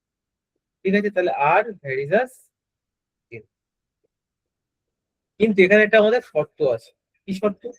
তার জন্য কিন্তু আমাদের, তার জন্য কিন্তু আমাদের এই যে মানে এই ক্রস সেকশনাল এরিয়াটা আছে, এই ক্রস সেকশনাল এরিয়াটাকে কিন্তু আমাদের কনস্ট্যান্ট রাখতে হবে। ক্রস সেকশনাল এরিয়াটাকে কিন্তু আমাদের কনস্ট্যান্ট রাখতে হবে, কনস্ট্যান্ট না রাখলে কিন্তু আমরা পারবো না। ঠিক আছে, আচ্ছা, এবার দেখো তাহলে কি হলো, তার মানে আমরা কি বলতে পারি, when a is constant, এটা যখন আমাদের কনস্ট্যান্ট থাকবে, ঠিক আছে। আচ্ছা, এবার দেখো তাহলে এটা কনস্ট্যান্ট যদি হয় তাহলে ভ্যারিয়েবল কি হচ্ছে, ভ্যারিয়েবল কি এখানে, ভ্যারিয়েবল হচ্ছে আমাদের এল। তাহলে এটা তো কনস্ট্যান্ট, তাহলে এ কনস্ট্যান্ট মানে কি এর কোনো চেঞ্জেস হবে না, চেঞ্জ হয়ে যাবে কার, এল এর চেঞ্জেস হবে, ঠিক আছে। তাহলে যত বেশি লেন্থ বাড়লো রেজিস্ট্যান্স তত বাড়লো। কিন্তু কিন্তু এইটার ক্ষেত্রে দেখো, এইটার ক্ষেত্রে যদি আমরা দেখি এইটার ক্ষেত্রেও এল, এটার ক্ষেত্রেও এল, দুটোর ক্ষেত্রে লেন্থ আমাদের ইকুয়াল, দুটোর ক্ষেত্রে কিন্তু লেন্থ আমাদের ইকুয়াল। তাহলে লেন্থ যদি ইকুয়াল থাকে তখন আমরা তাকে কি বলতে পারবো, হ্যাঁ, তাহলে দুটোর ক্ষেত্রে লেন্থটা কনস্ট্যান্ট, কিন্তু চেঞ্জেস কি হয়েছে, ক্রস সেকশনাল এরিয়া চেঞ্জ হয়েছে। এখান থেকে যদি এইটুকুটা হয়, এখান থেকে ক্রস সেকশনাল এরিয়া এতটা। এইবার দেখো তার মানে কি, তার মানে হচ্ছে ধরো কাউকে যদি বলা হয় একটা দেওয়াল আছে, একটা এইটুকু দেওয়াল আছে আর একটা এতটা ফাঁকা দেওয়াল আছে, হ্যাঁ, একজনকে বাইক চালিয়ে এখান থেকে যেতে হবে, তাহলে কে সহজে যেতে পারে, নিশ্চয়ই এইটাতে যাওয়াটাই কঠিন, এইটাতে যাওয়া কঠিন কিন্তু এইটাতে যাওয়া সহজ। তার মানে কি এখানটায় আমাদের বাধা বেশি আসবে, এখানটায় বাধা কম। তার মানে হচ্ছে ক্রস সেকশনাল এরিয়া যত বেশি হবে রেজিস্ট্যান্স তত কি হবে, রেজিস্ট্যান্স কিন্তু তত আমাদের কমে যাবে, রেজিস্ট্যান্স কিন্তু তত আমাদের কমে যাবে। তার কারণ কি, যত বেশি আমাদের জায়গা বেশি পাচ্ছে কারেন্ট তো খুব সহজেই ফ্লো হতে পারবে, তাই না। তার মানে কি রেজিস্ট্যান্স মানে তো বাধা পাওয়া, এখানে তো বাধা পাচ্ছে না। তার মানে আমরা বলতে পারি যে ক্রস সেকশনাল এরিয়া যদি বেড়ে যায় তাহলে রেজিস্ট্যান্সে কি হবে, রেজিস্ট্যান্স কিন্তু আমাদের কমে যাবে, রেজিস্ট্যান্স আমাদের কমে যাবে। তার মানে একটা বাড়ছে আর একটা কমছে, তখন তাদেরকে আমরা কি বলতে পারি, তখন তাদেরকে আমরা বলতে পারি হচ্ছে ইনভার্সলি প্রপোর্শনাল, ইনভার্সলি প্রপোর্শনাল। তার মানে কি রেজিস্ট্যান্সের সঙ্গে এই ক্রস সেকশনাল এরিয়া হচ্ছে আমাদের ইনভার্সলি প্রপোর্শনাল। এইটা আগেরটা ছিল হচ্ছে ডিরেক্টলি প্রপোর্শনাল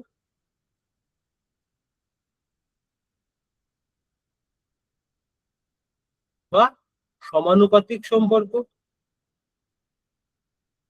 এটার ক্ষেত্রে হচ্ছে আমাদের ইনভার্সলি প্রপোর্শনাল। কিন্তু কখন, when L is constant, লেন্থটা যখন কনস্ট্যান্ট, ঠিক আছে, লেন্থটা যখন কনস্ট্যান্ট, লেন্থ কনস্ট্যান্ট, এটা হচ্ছে ইনভার্সলি প্রপোর্শনাল, লিখে দিই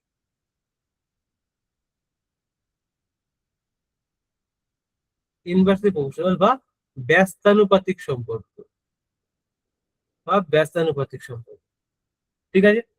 এখানে বুঝতে হবে তাহলে এখানটায় কিন্তু এলটা কনস্ট্যান্ট, ভ্যারিয়েবলটাকে, ভ্যারিয়েবল হচ্ছে এ, আর এখানে এ ছিল কনস্ট্যান্ট, ভ্যারিয়েবল ছিল এল। কিন্তু যদি এবার আমরা দুটোকেই চেঞ্জ করি, দুটোকেই যদি ভ্যারিয়েবল করি, কেউ যদি কনস্ট্যান্ট না থাকে, তার মানে কি লেন্থটাকেও আমি বাড়াবো ক্রস সেকশনাল এরিয়াটাকেও বাড়াবো, ঠিক আছে। তার মানে কি হয়ে যাবে, সেক্ষেত্রে হয়ে যাবে কিন্তু আর ভ্যারিজ আস এল বাই এ, যেটা কখন, when L and A both are variable, ঠিক আছে, যখন দুটোই আমাদের ভ্যারিয়েবল হবে, ঠিক আছে, তখন কিন্তু আর ভ্যারিজ আস এল বাই এ, ঠিক আছে। এই জায়গাটা কিন্তু খুব ইম্পর্টেন্ট, ঠিক আছে, আর ভ্যারিজ আস এল বাই এ। আশা করছি এই পর্যন্ত তোমরা বুঝেছো। এইবার দেখো তাহলে এখানেও একই কন্ডিশন, এটা কি, যদি আমাদের ভ্যারিজাস থেকে ইকুয়ালস টু তে আসতে হয় তাহলে আমাদের কি করতে হবে, তাহলে কিন্তু আমাদের একটা কনস্ট্যান্ট গুণ করতে হবে, অ্যাজ ইউজুয়াল আমাদের একটা কনস্ট্যান্ট গুণ করতে হবে। তাহলে কি কনস্ট্যান্ট গুণ করবো এখানে, আর ইকুয়ালস টু হচ্ছে আমাদের যে কনস্ট্যান্ট গুণ করতে হয় সেটাকে কি বলা হয়, রো, এটাকে বলা হয় কি, এটার নাম হচ্ছে রো, ঠিক আছে। তাহলে এই কনস্ট্যান্টটা হচ্ছে রো, রো হচ্ছে এখানে কনস্ট্যান্ট, রো হচ্ছে এখানে আমাদের কনস্ট্যান্ট। এই রোটাকে বাংলায় বলা হয় কি, সরি এটাকে বলা হয় কি, resistivity, resistivity. What do you mean by resistivity, এটা হচ্ছে রেজিস্ট করার যে সামর্থ্য তাকে আমরা বলতে পারবো রেজিস্টিভিটি, রেজিস্ট করার যে ক্ষমতা তাকে আমরা বলতে পারবো যে রেজিস্টিভিটি, ঠিক আছে। তাহলে এইটা যে রেজিস্টিভিটি বা বাংলায় বলে হচ্ছে খুব সম্ভবত রোধাঙ্ক, যাকে বলা হচ্ছে রোধাঙ্ক, রেজিস্টিভিটি, ঠিক আছে। আচ্ছা, তো এইটা গেল রেজিস্টিভিটি। রেজিস্টিভিটি সম্বন্ধে আমরা জানতে পারলাম। আচ্ছা, এবার কথা হচ্ছে তাহলে রেজিস্টিভিটি ইকুয়ালস টু তাহলে কি আছে, এখান থেকে এই একটা রিলেশন এলো। তাহলে রেজিস্টিভিটি সম্বন্ধে আমরা কি পেলাম, এই রেজিস্টিভিটি রো ইকুয়ালস টু তাহলে কি হচ্ছে, রো ইকুয়ালস টু হচ্ছে R A divided by L, R into A divided by L. তার মানে আর মানে তো হচ্ছে ওহম, এরিয়া মানে আমরা বলতে পারি মিটার স্কোয়ার, আর লেন্থের ইউনিট বলতে পারি আমরা মিটার। হ্যাঁ, এরিয়া মানে হচ্ছে মিটার স্কোয়ার আর লেন্থের ইউনিট হচ্ছে মিটার। তাহলে মিটারের সঙ্গে মিটার স্কোয়ার কেটে গেলে পড়ে থাকে কি, পড়ে থাকে হচ্ছে ohm metre. This is the unit of ohm, this is the unit of resistivity. তাহলে রেজিস্টিভিটির ইউনিট কি, রেজিস্টিভিটির ইউনিট হচ্ছে আমাদের ওহম মিটার। ঠিক আছে, আশা করি এই পর্যন্ত তোমাদের আশা করি ক্লিয়ার হয়েছে। ঠিক আছে, আচ্ছা আমি একটুখানি নেক্সট টপিকে যাওয়ার আগে একটুখানি নোট থেকে ঘুরে আছি, কারণ আমি অনেকক্ষণ নিজের মতন বলে যাচ্ছি। ঠিক আছে, একটু নোটে দেখিয়ে দিই কোথায় কি আছে। তো এটা হচ্ছে ইলেকট্রিক পোটেনশিয়াল বা পোটেনশিয়াল ডিফারেন্স, এই জায়গাটা আছে, এই রিলেশন দেওয়া আছে এখানে। ইলেকট্রিক কারেন্ট সম্বন্ধে দেওয়া আছে, I equals to Q by T. ঠিক আছে, আচ্ছা এখানে কিছু ইলেকট্রন সম্বন্ধে দেওয়া আছে, আর যেখানে ব্যাটারিটাকে এঁকে দেখানো হয়েছে। আচ্ছা, এখানে এই যেটা আছে এই ডায়াগ্রামটা আমি পরে বুঝবো। ঠিক আছে, এখানে জাস্ট দেখতে পাচ্ছি এটা হচ্ছে অ্যামমিটার, এটা হচ্ছে ভোল্ট মিটার, এটা রেজিস্ট্যান্স, এটা সেল। ঠিক আছে, এগুলো সব সিম্বলিক দেওয়া আছে।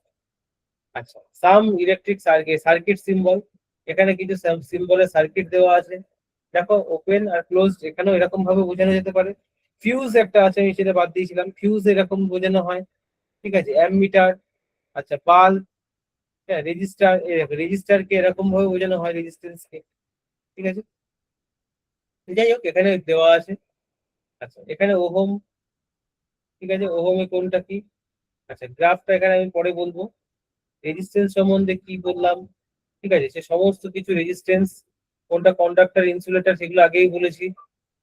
ঠিক আছে, আচ্ছা কি কি ফ্যাক্টর আছে। ঠিক আছে, এই ডিরেক্টলি প্রপোর্শনাল, এই যে directly proportional to the length of the conductor, আবার directly proportional to the nature of the conductor, আর directly proportional to the temperature of the conductor, আর inversely proportional to the constant. এই দুটো আমরা mainly আলোচনা করেছি, যেটা আমাদের নিউমেরিক্যালস এ লাগবে সেই দুটো ঠিক। যে একটা হচ্ছে ডিরেক্টলি, আমি এটা মার্ক করি,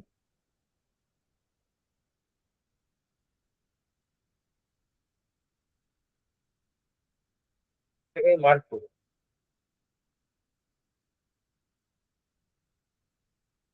এটা,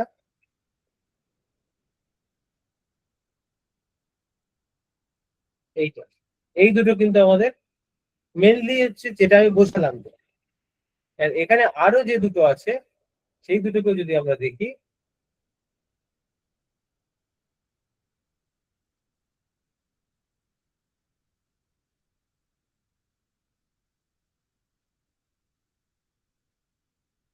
এটা কিসের উপরে বলেছে, এই দুটো বলেছে হচ্ছে আমাদের টেম্পারেচারের।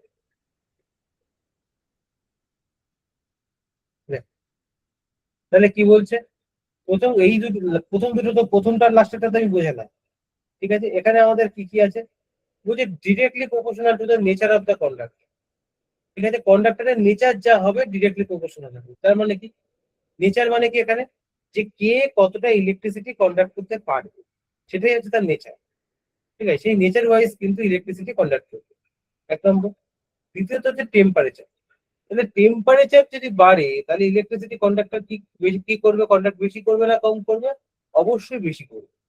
ঠিক আছে, যত বেশি টেম্পারেচার আমরা হাই করবো তত বেশি কিন্তু হচ্ছে তোমার ইলেকট্রিসিটি তত বেশি কন্ডাক্ট করবে। তার কারণ কি, তার কারণ হচ্ছে দেখো কোনো একটা বস্তুকে যদি আমরা গরম করি, তার মধ্যেকার যদি ইলেকট্রন গুলো আছে সেই ইলেকট্রন গুলো কি করে, ইলেকট্রন গুলোর মধ্যে এনার্জি বেড়ে যাবে, তারা নাচানাচি করবে।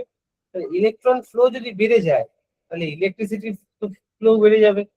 ঠিক আছে, তার মানে কি, তাহলে সেক্ষেত্রে কিন্তু আমাদের ডিরেক্টলি প্রপোর্শনালি দাঁড়াচ্ছে, টেম্পারেচার বাড়ালাম বলে আমাদের ইলেকট্রন ফ্লো বেড়ে গেল। ঠিক আছে, তার জন্য ইলেকট্রিসিটিও কিন্তু বেড়ে যাচ্ছে। ঠিক আছে, তাহলে এটা কিন্তু আমাদের ডিরেক্টলি প্রপোর্শনাল। তাহলে ডিরেক্টলি প্রপোর্শনাল কি, টেম্পারেচারের সঙ্গে কন্ডাক্টরের হচ্ছে ডিরেক্টলি প্রপোর্শনাল।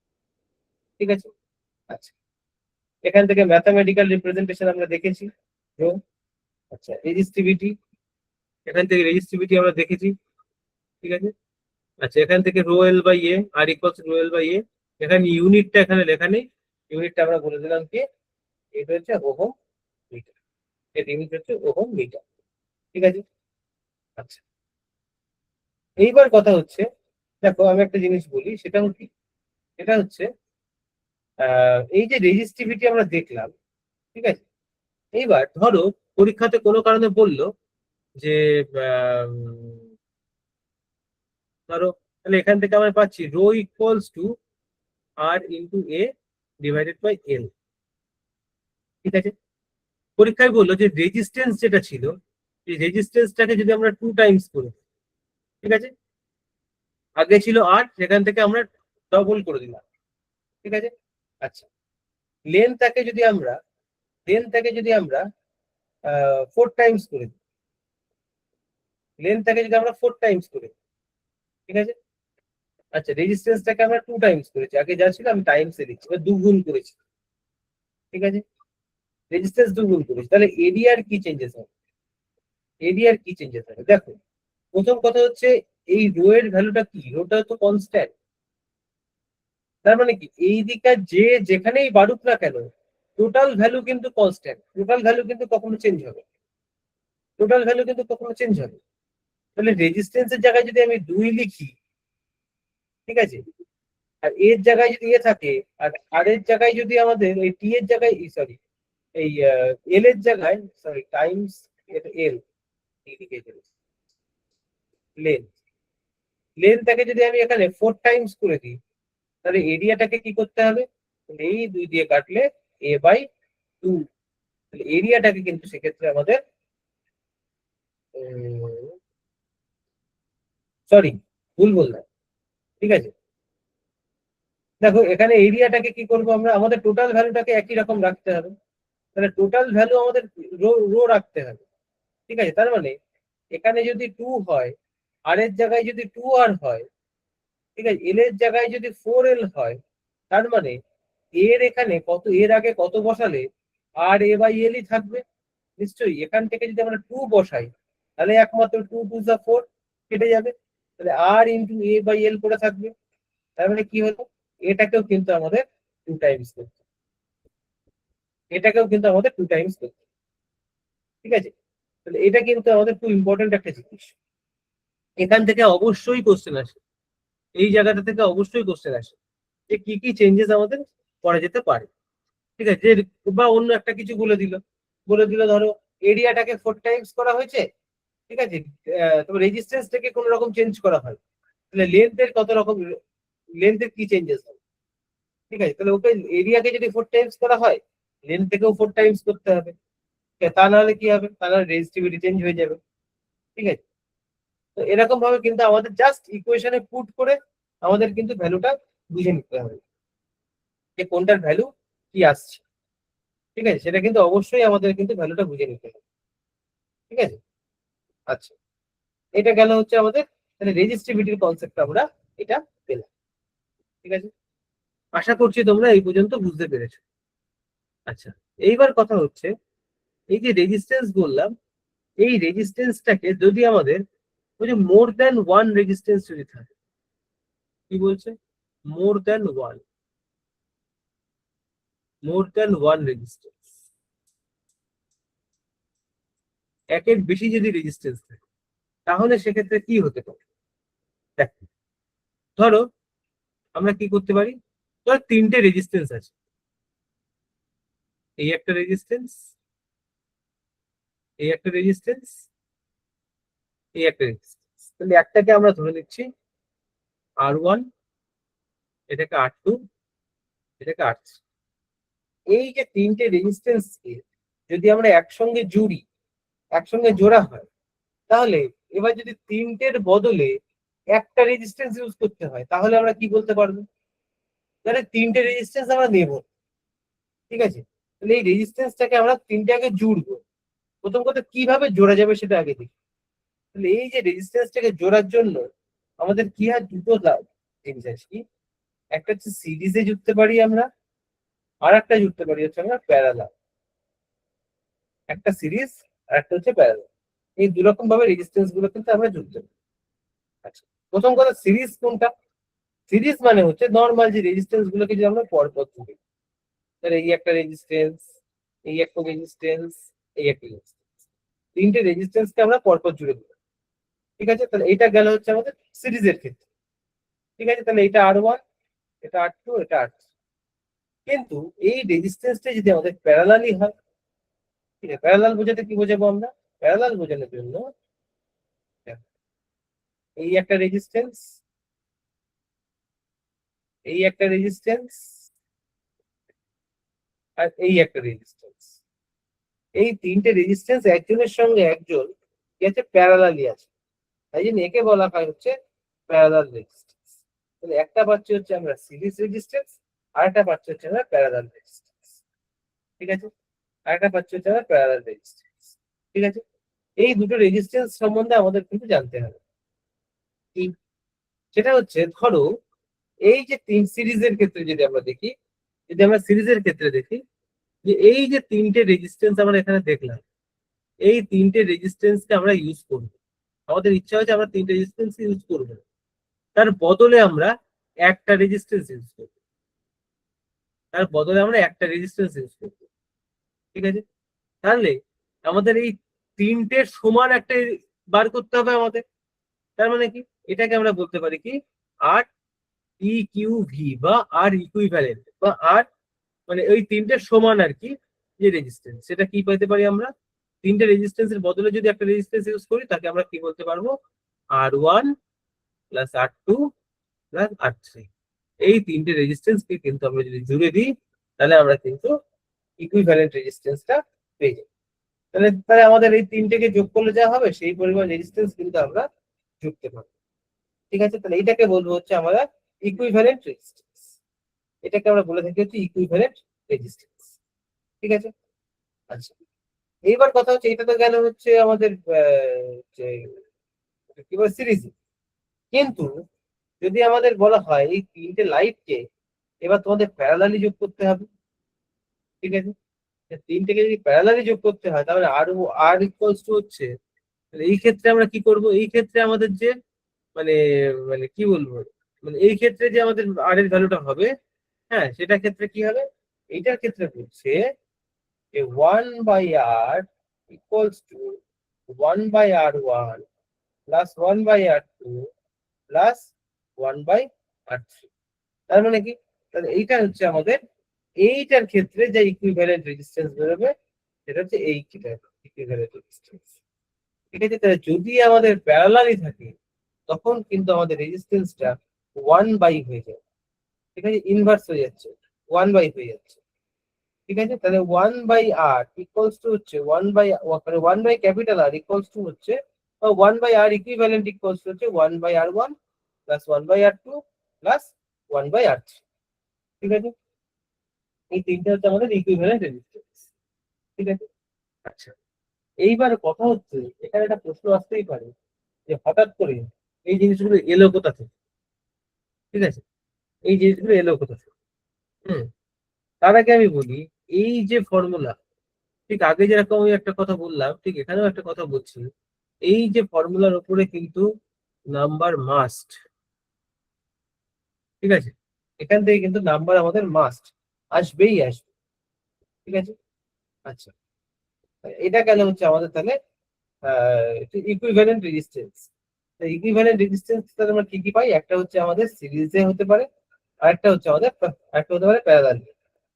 ঠিক আছে, এই এবার কথা হচ্ছে এই দুটোর ফর্মুলা কোথা থেকে এসছে সেইটা ডিসক্রাইব করতে গেলে আমাদের আরো বড় ক্লাস থাকে। ঠিক আছে, আচ্ছা, এবার আমি এইটা যেটা বললাম, এটার একটা জাস্ট এখান থেকে একবার দেখে আসি। দেখো, এখানে দেখো দুটো দেওয়া আছে। ঠিক আছে, এখানে সিরিজে দেওয়া আছে, এখানে সিরিজে দেওয়া আছে কি হবে? ইকুইভ্যালেন্ট। আর প্যারালালি দেওয়া আছে, এখানে দুটো দিয়ে বুঝিয়েছি, আমি তিনটে দিয়ে বলেছি একই ব্যাপার। ঠিক আছে, এইবার কথা হচ্ছে এইগুলোকে যখন আমরা আঁকবো, এইগুলোকে আমাদের সার্কিট এঁকে বুঝতে হবে যে ফর্মুলাটা কোথা থেকে এসছে। ঠিক আছে, সেই ফর্মুলা কোথা থেকে এসছে সেইটা জানার পরে তাহলে আমাদের ক্ষেত্রে কি হবে, আমাদের ক্ষেত্রে পরবর্তী যে সলভ গুলো থাকবে, নিউমেরিক্যালের যে সলভ গুলো থাকবে, সেগুলো করতে কিন্তু অনেকটা সুবিধা হবে, সেগুলো করতে আমাদের অনেকটা সুবিধা হবে। ঠিক আছে, আচ্ছা। তো যাই হোক, আমরা একটুখানি, ধরো এতক্ষণ তো অনেক কিছু প্র্যাকটিস করলাম, হ্যাঁ। তো আমরা কয়েকটা এমসিকিউ একটু দেখি, যে কি কিরকম ধরনের এমসিকিউ, সহজ সহজ একদম সহজ সহজ কিছু এমসিকিউ আছে। ঠিক আছে, সহজ সহজ কিছু এমসিকিউ আছে, হ্যাঁ। প্রথমে কি বলছে দেখো, একটা সহজ জিনিস বলছে যে which of the following material is a good conductor of electricity. মানে গুড কন্ডাক্টর কি, ইলেকট্রিসিটির গুড কন্ডাক্টর কি? আচ্ছা, প্রথম কথা হচ্ছে কাঠ, কাঠের মধ্যে দিয়ে ইলেকট্রিসিটি যেতে পারে না। ঠিক আছে, যেটা আমি প্রথমেই তোমাদেরকে লিখে পাঠালাম, যে ইনসুলেটরের মধ্যে কিন্তু আমি লিখেছিলাম কাঠ, তাহলে কাঠের মধ্যে দিয়ে ইলেকট্রিসিটি প্রোভাইড করতে পারে না বা প্রডিউস করতে পারে না। আচ্ছা, গ্লাস, গ্লাস মানে কি, কাঁচ, কাঁচের মধ্যে দিয়ে ইলেকট্রিসিটি কানেক্ট করতে পারে না। আর তারপরে কি আছে হচ্ছে আমাদের প্লাস্টিক, প্লাস্টিকের মধ্যে দিয়েও কিন্তু ইলেকট্রিসিটি কানেক্ট করতে পারে না। একমাত্র তামা আছে বা কপার আছে, ঠিক আছে, যার মধ্যে দিয়ে কিন্তু ইলেকট্রিসিটি ভালো পাস করতে পারে। কিন্তু কপারের থেকেও ভালো কিন্তু আরো আছে, ঠিক আছে, যেমন সিলভার, সিলভার কিন্তু আরো ভালো ইলেকট্রিসিটি কন্ডাক্ট করতে পারে। ঠিক আছে, তো এখানে কিন্তু আমরা রাইট অপশন পেয়ে যাচ্ছি কি, যে কপার হচ্ছে আমাদের ভালো ইলেকট্রিসিটি কন্ডাক্ট। ঠিক আছে, আচ্ছা। নেক্সট একটা কোশ্চেন কি বলছে আমাদের, বলছে what is the unit of electric current. Electric কারেন্টের ইউনিট, ঠিক আছে, তাহলে কারেন্টের ইউনিট কোনটা জানি আমরা, কারেন্টের ইউনিট আমরা জানি হচ্ছে অ্যাম্পিয়ার, ইলেকট্রিক কারেন্ট। এবার কথা হচ্ছে তাহলে ইলেকট্রিক কারেন্ট তো অ্যাম্পিয়ার, তো এটা তো আমরা সহজ পেয়ে গেলাম, কিন্তু ভোল্ট কি দিয়ে মাপে, ভোল্ট, ভোল্ট কিসের ইউনিট, ভোল্ট হচ্ছে তাহলে আমাদের পোটেনশিয়াল ডিফারেন্স, একবার আমরা রিভিশন করি। ঠিক আছে, পোটেনশিয়াল ডিফারেন্স, তাহলে ভোল্ট হচ্ছে পোটেনশিয়াল ডিফারেন্সের। ওহম কিসের, ওহম হচ্ছে আমাদের রেজিস্ট্যান্সের ইউনিট। জুল কিসের ইউনিট, জুল হচ্ছে আমাদের কার্য বা ওয়ার্ক ডানের। ঠিক আছে, তাহলে অ্যাম্পিয়ারই হচ্ছে একমাত্র যে কিন্তু কারেন্টে, তাহলে এটাই হচ্ছে সঠিক অ্যান্সার। ঠিক আছে, তাহলে কারেন্টের ইউনিট হচ্ছে আমাদের কিন্তু অ্যাম্পিয়ার। ঠিক আছে, আচ্ছা। এছাড়া আর কি আছে দেখো, which device is used to measure the potential difference. মানে পোটেনশিয়াল ডিফারেন্স মাপার জন্য আমাদের কি ব্যবহার করা হয়, কোনটা ব্যবহার করা হয়, কোন ডিভাইস ব্যবহার করা হয়। ঠিক আছে, দেখো প্রথম কথা পোটেনশিয়াল ডিফারেন্স, তাহলে পোটেনশিয়াল ডিফারেন্সের ইউনিট, মানে পোটেনশিয়াল ডিফারেন্সকে কি বোঝানো হয়, কি দিয়ে বোঝানো হয়, সেটা হচ্ছে ভোল্ট। পোটেনশিয়াল ডিফারেন্স মাপা মানে ভোল্ট মাপা, ভোল্ট মাপতে আমাদের কি লাগে, ভোল্ট মাপতে লাগে হচ্ছে আমাদের ভোল্ট মিটার, ভোল্ট মাপতে লাগে হচ্ছে আমাদের ভোল্ট মিটার। এছাড়া আরো দুটো বলে দিয়েছে, এটা গ্যালভানোমিটার বলে দিয়েছে, গ্যালভানোমিটার হবে না। রিওস্ট্যাট তো আমি একটু আগে বললাম যে ভ্যারিয়েবল রেজিস্ট্যান্স, আচ্ছা, যেটা ভ্যারিয়েবল রেজিস্ট্যান্স আমরা এখানে বলেছিলাম, এর নাম হচ্ছে রিওস্ট্যাট। আরো একটা জিনিস বলেছি, এই ভ্যারিয়েবল রেজিস্ট্যান্স কে একে আরো একটা বলা হয়, সেটা কি রিওস্ট্যাট। এর কিন্তু আরেকটা নাম হচ্ছে কিন্তু রিওস্ট্যাট। ঠিক আছে, তো আচ্ছা, আর হচ্ছে অ্যামমিটার দিয়ে কি মাপা হয়, অ্যামমিটার দিয়ে কারেন্ট ফ্লো মাপা হয়, তাহলে এটাও হবে না। ঠিক আছে, ফ্লো অফ কারেন্ট মাপা হচ্ছে অ্যামমিটার দিয়ে, তাহলে অ্যামমিটারও কিন্তু হবে কি, হবে হচ্ছে আমাদের ভোল্ট মিটার। ঠিক আছে, আচ্ছা। এছাড়া আর কি আছে দেখো, হুইচ অফ দ্য ফলোইং, আচ্ছা এখান থেকে আমি আর একটুখানি পরে যাই, যাতে আর একটু তোমাদের সুবিধা হয়। হ্যাঁ, এখানে আরো কিছু ল আছে। হ্যাঁ দেখো, এখানে একটা কি বলেছে, বলছে which law states that the current flowing মানে আই থ্রু আ কন্ডাক্টর, কোন একটা কন্ডাক্টরের মধ্যে দিয়ে, ইজ ডিরেক্টলি প্রপোর্শনাল, যেটা ডিরেক্টলি প্রপোর্শনাল বা সমানুপাতিক সম্পর্ক to the potential difference. Potential difference মানে ভি এর সঙ্গে সমানুপাতিক সম্পর্ক, ভি ভ্যারিজাস আই, পোটেনশিয়াল ডিফারেন্সের সঙ্গে আই এর সমানুপাতিক সম্পর্ক। তাহলে এখানে আমরা কি পাচ্ছি, তাহলে V equals to I R, V equals to I আরটা কার law, V equals to I আরটা হচ্ছে ওহমস ল। কেন ওহমস ল, কারণ এই যে ফর্মুলাটা আমরা এখানে দেখলাম, হ্যাঁ যখন এখানে আমি বুঝিয়েছিলাম এখানে এটা হয়তো আমি বলিনি যে এই যে ফর্মুলাটাকে আবিষ্কার করলো কে, সেটা হচ্ছে বিজ্ঞানী ওহম। তার জন্যই ওহমের নাম অনুসারেই কিন্তু রেজিস্ট্যান্সের ইউনিট হয় হচ্ছে ওহম।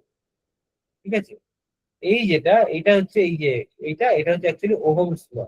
কারণ এই যে রেজিস্ট্যান্সের ধারণা পেলাম, রেজিস্ট্যান্সের ধারণা মানে কি, ওহমস ল। ঠিক আছে, ওহম এটা বলেছে তার জন্য হচ্ছে ওহমস ল। ঠিক আছে, ওহম নিজের নাম অনুসারে কিন্তু এটা বলেছে ওহমস ল। ঠিক আছে, তাহলে এখানে হয় ওহমস ল। এছাড়া আরো এখানে কিছু অপশন আছে, কিরচফস ল, ফ্যারাডেস ল, কুলম্বস ল, এগুলো এখন আপাতত আমরা নেই, এই চ্যাপ্টারে নেই। ঠিক আছে, আচ্ছা। তো যাই হোক, মোটামুটি ভাবে আমরা দেখতে পাচ্ছি যে মোটামুটি কিছু আরো এখানে আরো কিছু এমসিকিউ আছে। সেই এমসিকিউ গুলো তোমাদের কাজ হচ্ছে সলভ করা।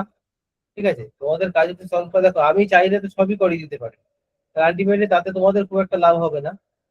ঠিক আছে, আচ্ছা। তো আহ, মোটামুটি দেখো এইটা, এরপরে এখনো আমাদের বেশ অনেকটা টপিক, বেশ কিছুটা টপিক আমাদের আছে। যেমন এই যে এই ফর্মুলা দুটো কোথা থেকে এলো সেটা আমাদের জানতে হবে। ঠিক আছে, আচ্ছা। তাছাড়াও আমাদের এখানে কিছু ইলেকট্রিক পাওয়ার সম্বন্ধে জানার আছে। এবার তারপরে গিয়ে কিছু আমাদের জুলস ল সম্বন্ধে জানার আছে। তারপরে গিয়ে কিন্তু আমাদের কিছু নিউমেরিক্যালস আছে। ঠিক আছে, তো এইগুলো কিন্তু আমাদের খুব ইম্পর্টেন্ট। ঠিক আছে, অবশ্যই আমরা বাকি যে পার্টটুকু আছে সেইটুকু আমরা নেক্সট যখন আমরা ক্লাস করব আমরা তখন কিন্তু সেই ক্লাসে আমরা কমপ্লিট করব। ঠিক আছে, তো যাই হোক, আজকের মতো তোমাদের এই পর্যন্তই থাক। হ্যাঁ, তাহলে বাকিটুকুটা আমরা নেক্সট ক্লাসে কমপ্লিট করব। ঠিক আছে, চলো।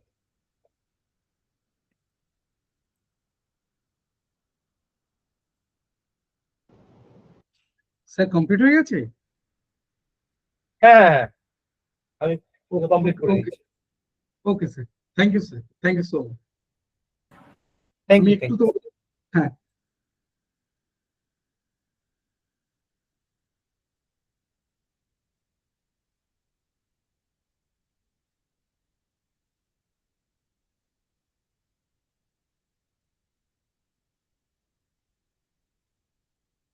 স্যার, আপনার স্ক্রিনটা বন্ধ করলাম স্যার। হ্যাঁ স্যার, করে দিন করে দিন স্যার।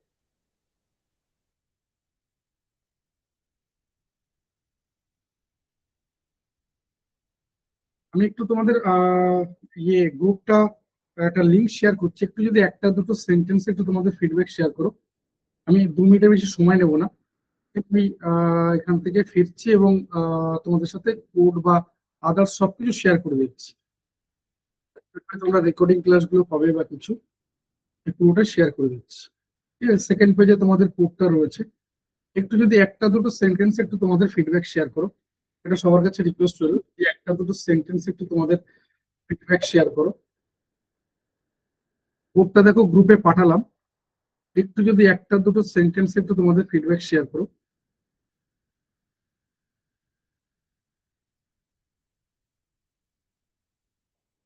একটু যদি একটা দুটো সেন্টেন্সে তোমাদের একটু ফিডব্যাক শেয়ার করো। দেখো গ্রুপে কোডটা দেওয়া আছে, এটা আমাদেরই ফেসবুক পোস্ট। মানে বিভিন্ন যে পরীক্ষাগুলো হয় সেই পরীক্ষাগুলো হয়তো তোমাদের সাথে এই পরীক্ষা হয়তো তোমরা দেবে না বা কিছু, একটু যদি একটা দুটো সেন্টেন্স একটু তোমাদের ফিডব্যাক শেয়ার করো, এটা সবার কাছে রিকোয়েস্ট হলো। দুটো লিঙ্ক দেওয়া আছে দেখো, একটু যদি একটা দুটো সেন্টেন্স একটু তোমাদের ফিডব্যাক শেয়ার করো।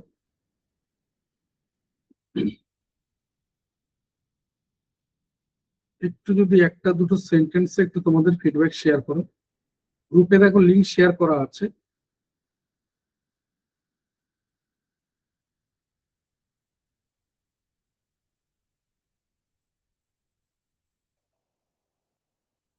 একটু যদি একটা দুটো সেন্টেন্স একটু তোমাদের ফিডব্যাক শেয়ার করো।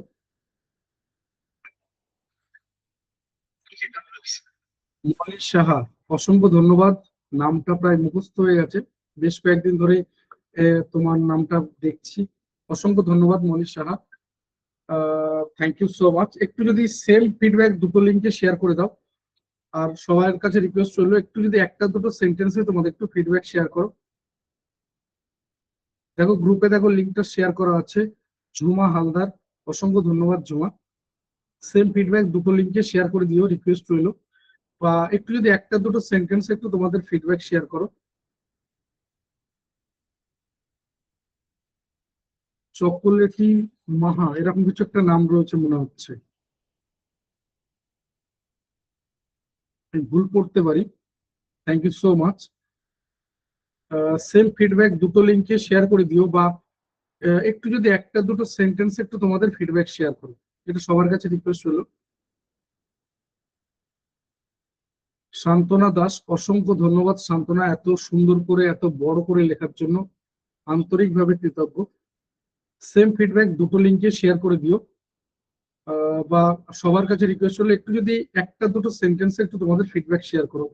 সুষমা কর, অসংখ্য ধন্যবাদ সুষমা, এত সুন্দর করে বা এত বড় করে লেখার জন্য আন্তরিকভাবে কৃতজ্ঞ।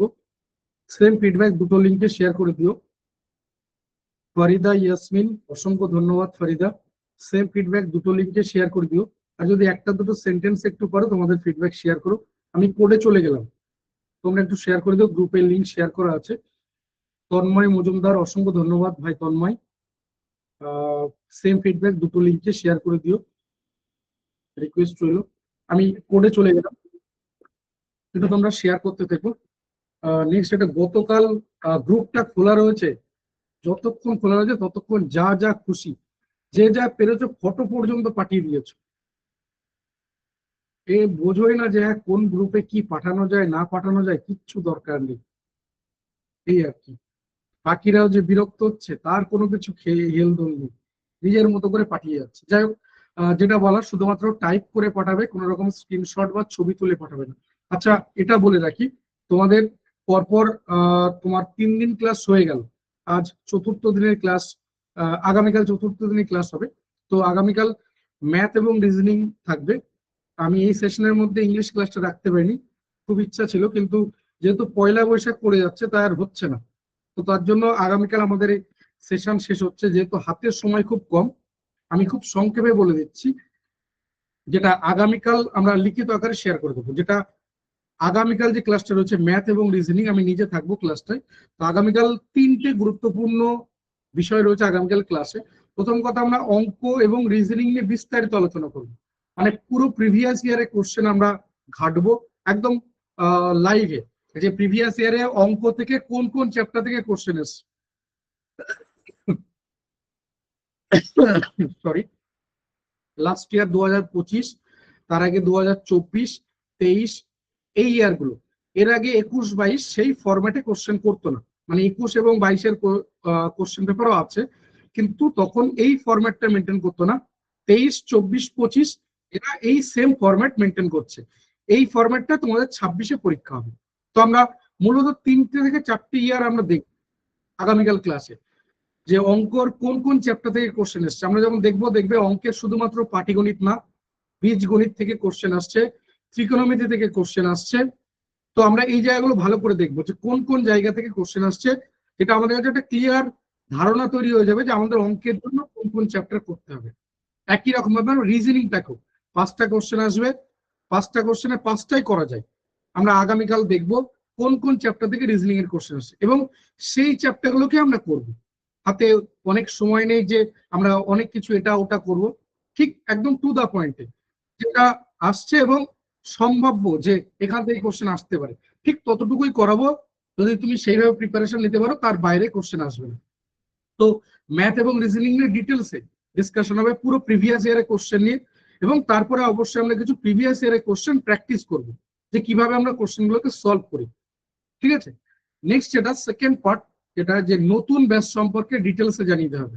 আবারও বলছি, আমাদের যে নার্সিং এর যে নতুন ব্যাচ শুরু হবে আগামীকাল ক্লাসে আমি জানিয়ে দেবো, এবং একদম ইমিডিয়েট শুরু হবে। আগামীকাল ক্লাসে আমি জানিয়ে দেবো কবে থেকে শুরু হচ্ছে বা কিছু, একদম আবারও বলছি ইমিডিয়েট।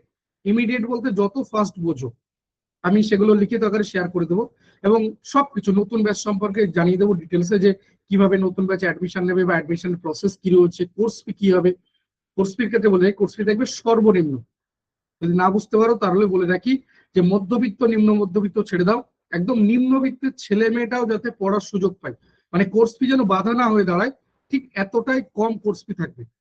বা তুমি যাদেরকে বড় ছেড়ে দাও, মেজো যা সেজো মনে করো, মার্কেটে যে সমস্ত ইনস্টিটিউট রয়েছে যে মেজো সেজো তাদের যে কোর্স ফি থাকবে তার তুলনায় কম কোর্স ফি থাকবে।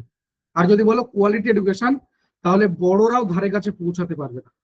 যে সাবজেক্টগুলো গুরুত্বপূর্ণ তাদের দুটো করে ক্লাস থাকবে, সেটা ফিজিক্যাল সায়েন্স বলো, লাইফ সায়েন্স বলো, অঙ্ক বলো। কারণ অঙ্কে নাম্বার খুব কম থাকে, 10 নম্বর থাকবে তোমাদের, কিন্তু অঙ্কের অনেকের ক্ষেত্রে ভয় রয়েছে, 10 নম্বরটাও তুলে আনা যায়। সেই জন্য বলছি যে যে সাবজেক্টগুলোতে মনে হচ্ছে এরকম টাইপের রয়েছে সেগুলোতে জিকে 10 নম্বর থাকবে, কিন্তু জিকের যেটা হয় অনেক সিলেবাস রয়েছে, আমরা একদম টু দা পয়েন্টে পড়াবো। দুটো করে ক্লাস থাকবে সপ্তাহে জিকের জন্য। তাহলে বুঝতে পারছো নাম্বার অফ ক্লাস বাড়বে, যেহেতু হাতের সময় খুব কম। আবারও বলছি নাম্বার অফ ক্লাস বাড়বে, কিন্তু কখনো এরকম মনে হবে না যাই হোক করে যেভাবে খুশি সিলেবাস শেষ হয়ে গেল। তো আগামীকাল ক্লাসে আমি এগুলো পুরো ডিটেলসে জানিয়ে দেবো, যে নতুন ব্যাচের অ্যাডমিশন প্রসেস কি রয়েছে, বা কিভাবে অ্যাডমিশন নেবে, কোর্স ফি কি রয়েছে, সাপ্তাহিক রুটিন কি হবে, কোন কোন স্যার বা ম্যাডাম ক্লাস নেবেন, দেন তোমার সাপ্তাহিক ক্লাস রুটিন, ক্লাসের টাইমিং, ক্লাসের ডিউরেশন, কোর্সের ডিউরেশন, A to Z লিখিত আকারে শেয়ার করে দেবো। এমন নয় যে শুধুমাত্র মুখে বলবো, লিখিত আকারে তোমাদের সাথে শেয়ার করে দেওয়া হবে। তৃতীয় যে পয়েন্টটা সেটা খুব গুরুত্বপূর্ণ, যারা বিগত ক্লাসগুলোর রেকর্ডিং বা পিডিএফ নোটস মিস করে গেছো, বিগত বলতে বিগত যে দুটো ক্লাস হয়েছে সেই ক্লাসগুলো যারা রেকর্ডিং বা পিডিএফ নোটস মিস করে গেছো কোনো কারণে, কোনো একটা ক্লাস বা দুটো ক্লাস, তাদের জন্য আগামীকাল মাস্টার সিক্রেট কোড শেয়ার করা হবে। মনে রাখবে আজকের যে ক্লাসটা সেটাই মাস্টার সিক্রেট কোডের মধ্যে ইনক্লুড না। আজকের ক্লাসের রেকর্ডিং বা পিডিএফ নোটস আমি একটু পরে সিক্রেট কোড শেয়ার করে দিচ্ছি, সিক্রেট কোডটা নিচে রয়েছে। কিন্তু বিগত কোনো ক্লাস, মানে সেটা গতকাল ক্লাস বা তার আগের দিন ক্লাসগুলো মিস করে গেছো কোনো কারণে, কেউ একটা ক্লাস বা দুটো ক্লাস, সেই ক্লাসগুলোর রেকর্ডিং বা পিডিএফ নোটস আবার তুমি পেতে পারো, যেটা আগামীকাল মাস্টার সিক্রেট কোড শেয়ার করা হবে। তো এই তিনটে জায়গা খুব গুরুত্বপূর্ণ। প্রথম বললাম ম্যাথ এবং রিজনিং নিয়ে একদম একটা স্যাটিসফাইং জায়গায় তুই পৌঁছাতে পারবে, যে আমি ঠিক কতটুকু ম্যাথের জন্য করব, রিজনিং এর জন্য কতটুকু করব। এবং অবশ্যই আমরা প্রিভিয়াস ইয়ারে কোশ্চেন প্র্যাকটিস করবো। আমি এই যে ম্যাথের মধ্যে বলছি না, বেশ কিছু জায়গা যেগুলো আমরা ন্যাচারালি মাধ্যমিকে করি না, সেই জায়গাগুলোতে কোশ্চেন আসছে, কিন্তু সেগুলো আমাদের যেগুলো মাধ্যমিকে করে এসছে তার তুলনায় সহজ।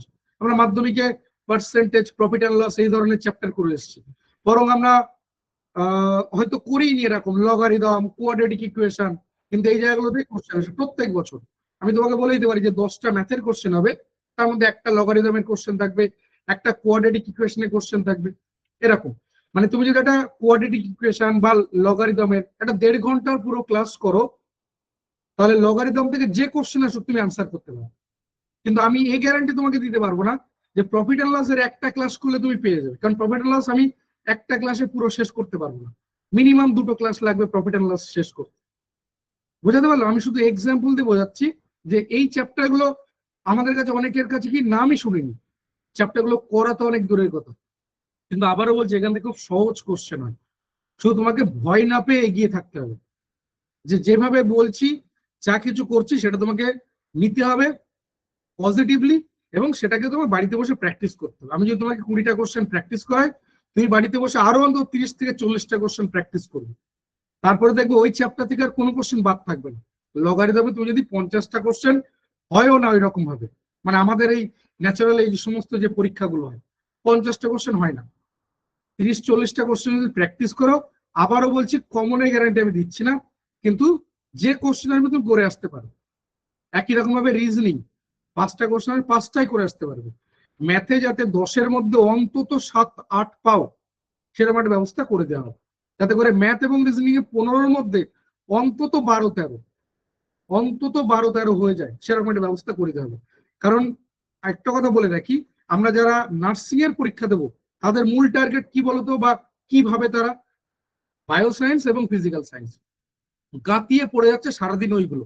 কিন্তু জেনে রেখো বায়ো সায়েন্স এবং ফিজিক্যাল সায়েন্স দুটো সাবজেক্ট মিলিয়ে 115-এর মধ্যে কত থাকবে? 85 নম্বর। আমাদের কাট অফ মোটামুটি আমি বারবার বলে এসেছি যে আমাদের 85 টার্গেট রাখতে হবে, বলেছি তো 85 টার্গেট রাখতে হবে। তাহলে 85-র মধ্যে 85 পাওয়াটা কিন্তু নো ডাউট খুব টাফ। আমি যদি ধরে নিই তুমি সুপার স্টুডেন্ট, মানে তোমার কোনো কিছুতে কোথাও কোনো কিছু বাদে না, তাহলে 85-র মধ্যে 85 পাওয়াটা কিন্তু যথেষ্ট টাফ। তাই এই জায়গাগুলোতে যদি একটু সাপোর্ট নিয়ে চলে যাও, যে আমি 85-র মধ্যে, আমি ধরলাম আমি খুব ভালো স্টুডেন্ট, যে আমার ঠিক আছে 75 এসছে, তাহলে ম্যাথ রিজনিং তে তুমি 10 পাচ্ছি, এখনো তোমার কাছে ইংলিশ বাকি রয়েছে, এখনো তোমার কাছে জিকে বাকি রয়েছে। তাই বারবার বলছি একটু পজিটিভলি ভাবনা চিন্তা করো, শুধু তোমাকে যেরকমটা বলা হবে সেটাকে তুমি পজিটিভলি নাও এবং সেইভাবে চলো। আবার বলছি আগামী যে 2 মাস সময় রয়েছে, এই পুরো 2 মাস আমাকে দিয়ে দাও, নিজের কাছে রাখবে না, পুরো 2 মাস তুমি আমাকে দিয়ে দাও। আমি তোমাকে এই গ্যারান্টি দিচ্ছি যে তুমি সেই পর্যন্ত পৌঁছাতে পারবে যে পর্যন্ত পৌঁছালে তুমি ভাবতে পারো, তুমি মনে করতে পারো, তুমি ফিল করতে পারো যে আমি কিছু করতে পারি। কিন্তু আমি এই গ্যারান্টি দিচ্ছি না যে আমার কাছে পড়লে তুমি সরকারি কলেজে চান্স পেয়ে, তুমি সরকারি কলেজে চান্স পেয়ে যাও, আমি এই গ্যারান্টি দিচ্ছি না। আবার বলছি অনলাইন লাইভ বলছি, যাদের ক্ষেত্রে ম্যাথের এটা রয়েছে তাদের তো খুবই ভালো, যাদের ম্যাথের কোনো প্রবলেম নেই তাদের তো খুবই ভালো। আর আমি বলবো এবার তাহলে ইংলিশ বা জিকেটাকে একটু দেখো, যে ওখান থেকে ইংলিশে তো আমাদের মোটামুটি 15 নম্বর থাকে, জিকেতে 10 নম্বর, তো 25 নম্বরও যদি ওখান থেকে 15 নম্বর নিয়ে আসা যায় তাহলে তো আমরা তো সিকিওর থাকছি, তাই না? এমন তো বলা যায় না যে আমি যত ভালোই হই না কেন বায়োলজিতে বা লাইফ সায়েন্সে, কিন্তু আমি ওখানে একদম পুরো 50-এ 50 করে আসবো, এটা কিন্তু কখনোই বলা যায় না। তাই তোমাকে এই সব জায়গার ব্যাকআপ নিয়ে যেতে হবে, যেটা আমি প্রথম দিনে এই দুটো পয়েন্ট বলেছিলাম, যে এক, এক্সাম হলে ঢোকার আগে পর্যন্ত তুমি কোনো কিছু বাদ দিতে পারবে না, তা তোমার সব থেকে বড় ভুল সিদ্ধান্ত হবে। আর দুই, এক্সাম হলে ঢোকার পর তুমি সব কোশ্চেনের আনসার করে আসতে পারবে না, কখনোই পারবে না। প্রথম কথা, নেগেটিভ মার্কিং রয়েছে, খুব বড় একটা থ্রেটস বলতে পারো, যে যত তোমার নেগেটিভ মার্কিং বাড়বে তত তোমার সম্ভাবনা কমবে। আর দুই, যে আমাদের এই যে কাট অফ, সেই কাট অফটা কিন্তু তুমি আর কভার করতে পারবে না। তো এই জায়গাটা খুব গুরুত্বপূর্ণ, এইগুলো মাথায় রেখে দিও, যে কথাগুলো বলছি মেনে চলো। আমি আবারও বলছি অন্ধের মতো মেনে চলো, আমি তোমাকে সেই জায়গা পর্যন্ত পৌঁছে দেবো, কথা দিচ্ছি। আমি তোমাকে এই কথা দিচ্ছি না আমাদের কাছে পড়লে তুমি সরকারি কলেজে র্যাঙ্ক পাওয়ার মতো তোমার স্কোর হয়ে যাবে, আমি এই গ্যারান্টি দিচ্ছি না, কারণ পড়াশোনা বা এ সব তোমার দায়িত্ব। আমি কি করে দায়িত্ব নেবো, কিন্তু আমি তোমাকে এই পর্যন্ত দায়িত্ব নিয়ে বলছি যে আমি তোমাকে সেই পর্যন্ত পৌঁছে দেব যে পর্যন্ত পৌঁছাতে পারলে তুমি ফিল করতে পারো যে আমি কিছু করে দেখাতে পারি, আমি কিছু করতে পারবো। আমি সবাইকে বলবো আগামীকাল তোমাদের গার্জেনকে নিয়েও বসো পারলে, যে যেন গার্জেন তোমাদের সাথে ক্লাসে বসে তোমাদের সঙ্গে অন্তত শেষ 15 মিনিট হলেও। কারণ আমি মোটামুটি ধরো 7টা থেকে বসবো, 8:30 পর্যন্ত ক্লাস, তো 7টা থেকে 8টা 15 পর্যন্ত আমি অঙ্ক এবং রিজনিং নিয়ে থাকবো। 8টা 15 পর এই নতুন ব্যাচ সম্পর্কে আমি জানিয়ে দেবো এবং একদম শেষে মাস্টার সিক্রেট করবো। তো আমি বলবো তোমাদের গার্জেনের সাথে একদম শেষের দিকে অবশ্যই থেকো, যে আমি নতুন ব্যাচ সম্পর্কে বলে দেবো বা কোর্স ফি কি রয়েছে, তোমার গার্জেনরাও জানতে পারেন বা বুঝতে পারেন তারা। তো এই রিকোয়েস্ট রইলো। তো যাই হোক, যেটা বলার যে শুধুমাত্র হোয়াটসঅ্যাপ করবে আজকের ক্লাসের জন্য সিক্রেট কোড, যেটা যে নিচে যে মোবাইল নাম্বার দেওয়া রয়েছে সেই নাম্বার হোয়াটসঅ্যাপ করবে, আর সিক্রেট কোড কিন্তু প্রতিবার পাল্টাবে। ঠিক আছে, আগামীকাল তো মাস্টার সিক্রেট কোড থাকছে। কোডে চলে গেলাম, যেটা হাইলাইট করা রয়েছে এটাই হচ্ছে কোড। রিপিটেডলি এই কথাগুলো বারবার বলো, আমি তোমাকে দিয়ে একবার মাত্র লিখিয়ে নিচ্ছি, আর তুমি বারংবার বাড়িতে গিয়ে বলো, বাড়িতে গিয়ে লেখো, I am the best, I am the best. তুমি নিজে না বলতে পারলে কেউ তোমার হয়ে বলে দেবে না, এমনকি তোমার বাবা মাও নয়। আমি তাদেরকে করছি না, কিন্তু একটা সময় মনে হবে, কারণ আমরা এখনো অনেক ছোট, 18-20 বছর 22 বছর বয়স, আজ থেকে 20 বছর পর যদি এখনো না ফিল করতে পারো, আজ থেকে 20 বছর পর ফিল করতে পারবে। কেউ কেউ ফিল করেছো, কারণ ম্যাচিউরিটি বয়সের সাথে আসে না, ম্যাচিউরিটি আসে এক্সপিরিয়েন্সে। কতবার তোমার দেওয়ালে পিঠ থেকে গেছে, কতবার দৌড়াতে গিয়ে নখ উল্টে গেছে, কতবার হাঁটুর চামড়া উঠে গেছে, তার উপর ডিপেন্ড করে ম্যাচিউরিটি। আর নাম্বারটা সেম নাম্বার রয়েছে, গত কয়েকদিন ধরে যারা সিক্রেট কোড পাঠাচ্ছ সেম নাম্বার। আগামীকাল এই নাম্বারটা কিন্তু পাল্টে যাবে, আগামীকাল যে মাস্টার সিক্রেট কোড শেয়ার করা হবে এই নাম্বারটা কিন্তু পাল্টে যাবে। তাহলে কোড হচ্ছে কি, আই অ্যাম দ্য বেস্ট। ঠিক আছে, শুধুমাত্র আজকের কোড। এর আগে দেখো কোডগুলো কি ছিল, স্কাই ইজ দ্য লিমিট, গতকাল ছিল মাই ইয়ার 2026, আজ হচ্ছে আই অ্যাম দ্য বেস্ট। আশা করি সবাই সবকিছু পেয়ে গেছো, কারোর কোথাও আর কোনো কোশ্চেন নেই সেটা বলার। আর যেটা আমি সবাইকে বলবো, আগামীকাল লাইভ ক্লাস মিস করো না, কারণ আশা করি আর প্রমাণ করার দরকার নেই যে গ্রুপে কোনো কিছু শেয়ার করা হবে না। প্রমাণ করার দরকার আছে? আবারও বলছি, গ্রুপে কিন্তু কোনো কিছু শেয়ার করা হবে না, গ্রুপে কিচ্ছু জানতে পারবে না, নতুন ব্যাচ সম্পর্কে গ্রুপে কিচ্ছু জানতে পারবে না। আরো বলে রাখি, যখন আমি কোড শেয়ার করেছিলাম তখন প্রায় 70-72 জন ছিলেন, এখন 55 জন মতো রয়েছে। আমাদের যে নতুন ব্যাচ হবে সেখানে লিমিটেড স্টুডেন্ট থাকবে, অর্থাৎ এই যে টোটাল এখন স্টুডেন্ট দেখছো এর অর্ধেকেরও কম স্টুডেন্ট থাকবে। ঠিক যেমনটা বলছি সেরকম, মানে তুমি চাইলেই ভর্তি হতে পারবে না, বা তুমি পেমেন্ট করলেই ভর্তি হতে পারবে না, ব্যাপারটা মাথায় রেখে দিও। তাই আমি সবসময় তোমাদেরকে বলবো যে তোমাদের গার্জেনের সাথে নিয়ে বসো, যেহেতু তোমরা এখনো অনেকে গার্জেনের উপর ডিপেন্ডেন্ট, যে তোমার তো নিজেরও পেমেন্টের কোনো অপশন নেই। হ্যাঁ, এখনই পাঠিয়ে রাখো, এখনই পাঠিয়ে রাখো। তো আমি সবাইকে রিকোয়েস্ট করবো অবশ্যই আগামীকাল ক্লাসে তোমার গার্জেনের সাথে নিয়ে বসো। আগামীকাল ম্যাথ রিজনিং, তারপরে বলছি ম্যাথ রিজনিং এ শুধু আমি নই, আমি বাদ দিয়ে আরো 2 জন ফ্যাকাল্টি থাকবে। মানে তুমি দেখতে পাবে যে ম্যাথের রিজনিং এর সব আলাদা ফ্যাকাল্টি, আমি সহ টোটাল 3 জন ফ্যাকাল্টি থাকবে ম্যাথ এবং রিজনিং এ। ম্যাথে যে 2টো ক্লাস বললাম না, 2টো ক্লাসে 2 জন ফ্যাকাল্টি থাকবে। তুমি দেখতে পাবে ম্যাথে 2টো ক্লাসে 2 জন আলাদা আলাদা ফ্যাকাল্টি রয়েছে। একটা অ্যাডভান্স ম্যাথমেটিক্স চলবে, যেমন ধরো পরিমিতি, ত্রিকোণমিতি, তারপরে ইয়ে বীজগণিত। আর একটা চলবে পাটিগণিত, কারণ পাটিগণিতের অনেকগুলো চ্যাপ্টার থেকে কোশ্চেন হয়। কালকে আমি দেখাবো, এগুলো সব দেখবে। যেমন রেশিও প্রপোর্শন থেকে কোশ্চেন আসে, অ্যাভারেজ থেকে কোশ্চেন এসছে, time and distance, time and work, pipe and system, simple interest, compound interest, প্রত্যেক বছর আমি তো কমন দিয়ে দিতে পারি। এবছর সিম্পল ইন্টারেস্ট, কম্পাউন্ড ইন্টারেস্ট থেকে কোশ্চেন আসবে, মিলিয়ে নেবে। আমি এখনই তোমাকে বলে রাখলাম, আগামীকাল কোশ্চেন পেপার অ্যানালিসিস করবো যখন বুঝতে পারবে। আগামীকাল তোমাদের সামনে কোশ্চেন পেপার অ্যানালিসিস করবো। অন্তত 3টে ইয়ার কোশ্চেন অ্যানালিসিস করবো, অন্তত 3টে ইয়ার। তুমি দেখলে বুঝতে পারবে ঠিক কোথা থেকে কোশ্চেন আসবে। তো সেইগুলো আমরা যদি প্র্যাকটিস করি, তুমি দেখে নিতে পারবে যে হ্যাঁ কোশ্চেন এর মধ্যে থেকে আসছে। তাই বারবার সবাইকে বলবো যে পজিটিভ থাকো, অ্যাক্টিভ থাকো।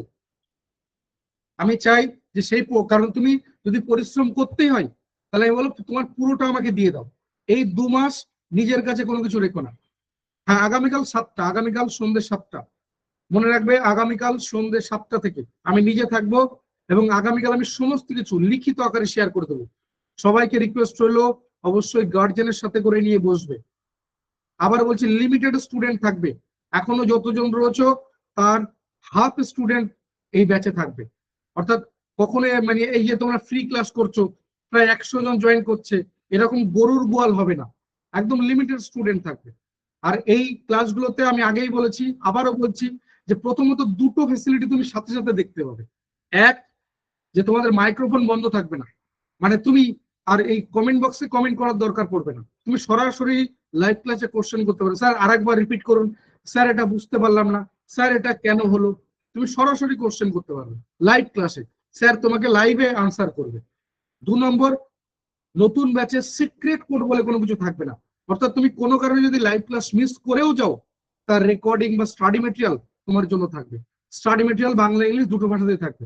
তোমরা দেখে নিয়েছো যে গতকাল যে ক্লাস হয়েছিল তার রেকর্ডিং বা পিডিএফ নোটস আজ আমি পাঠিয়েছি।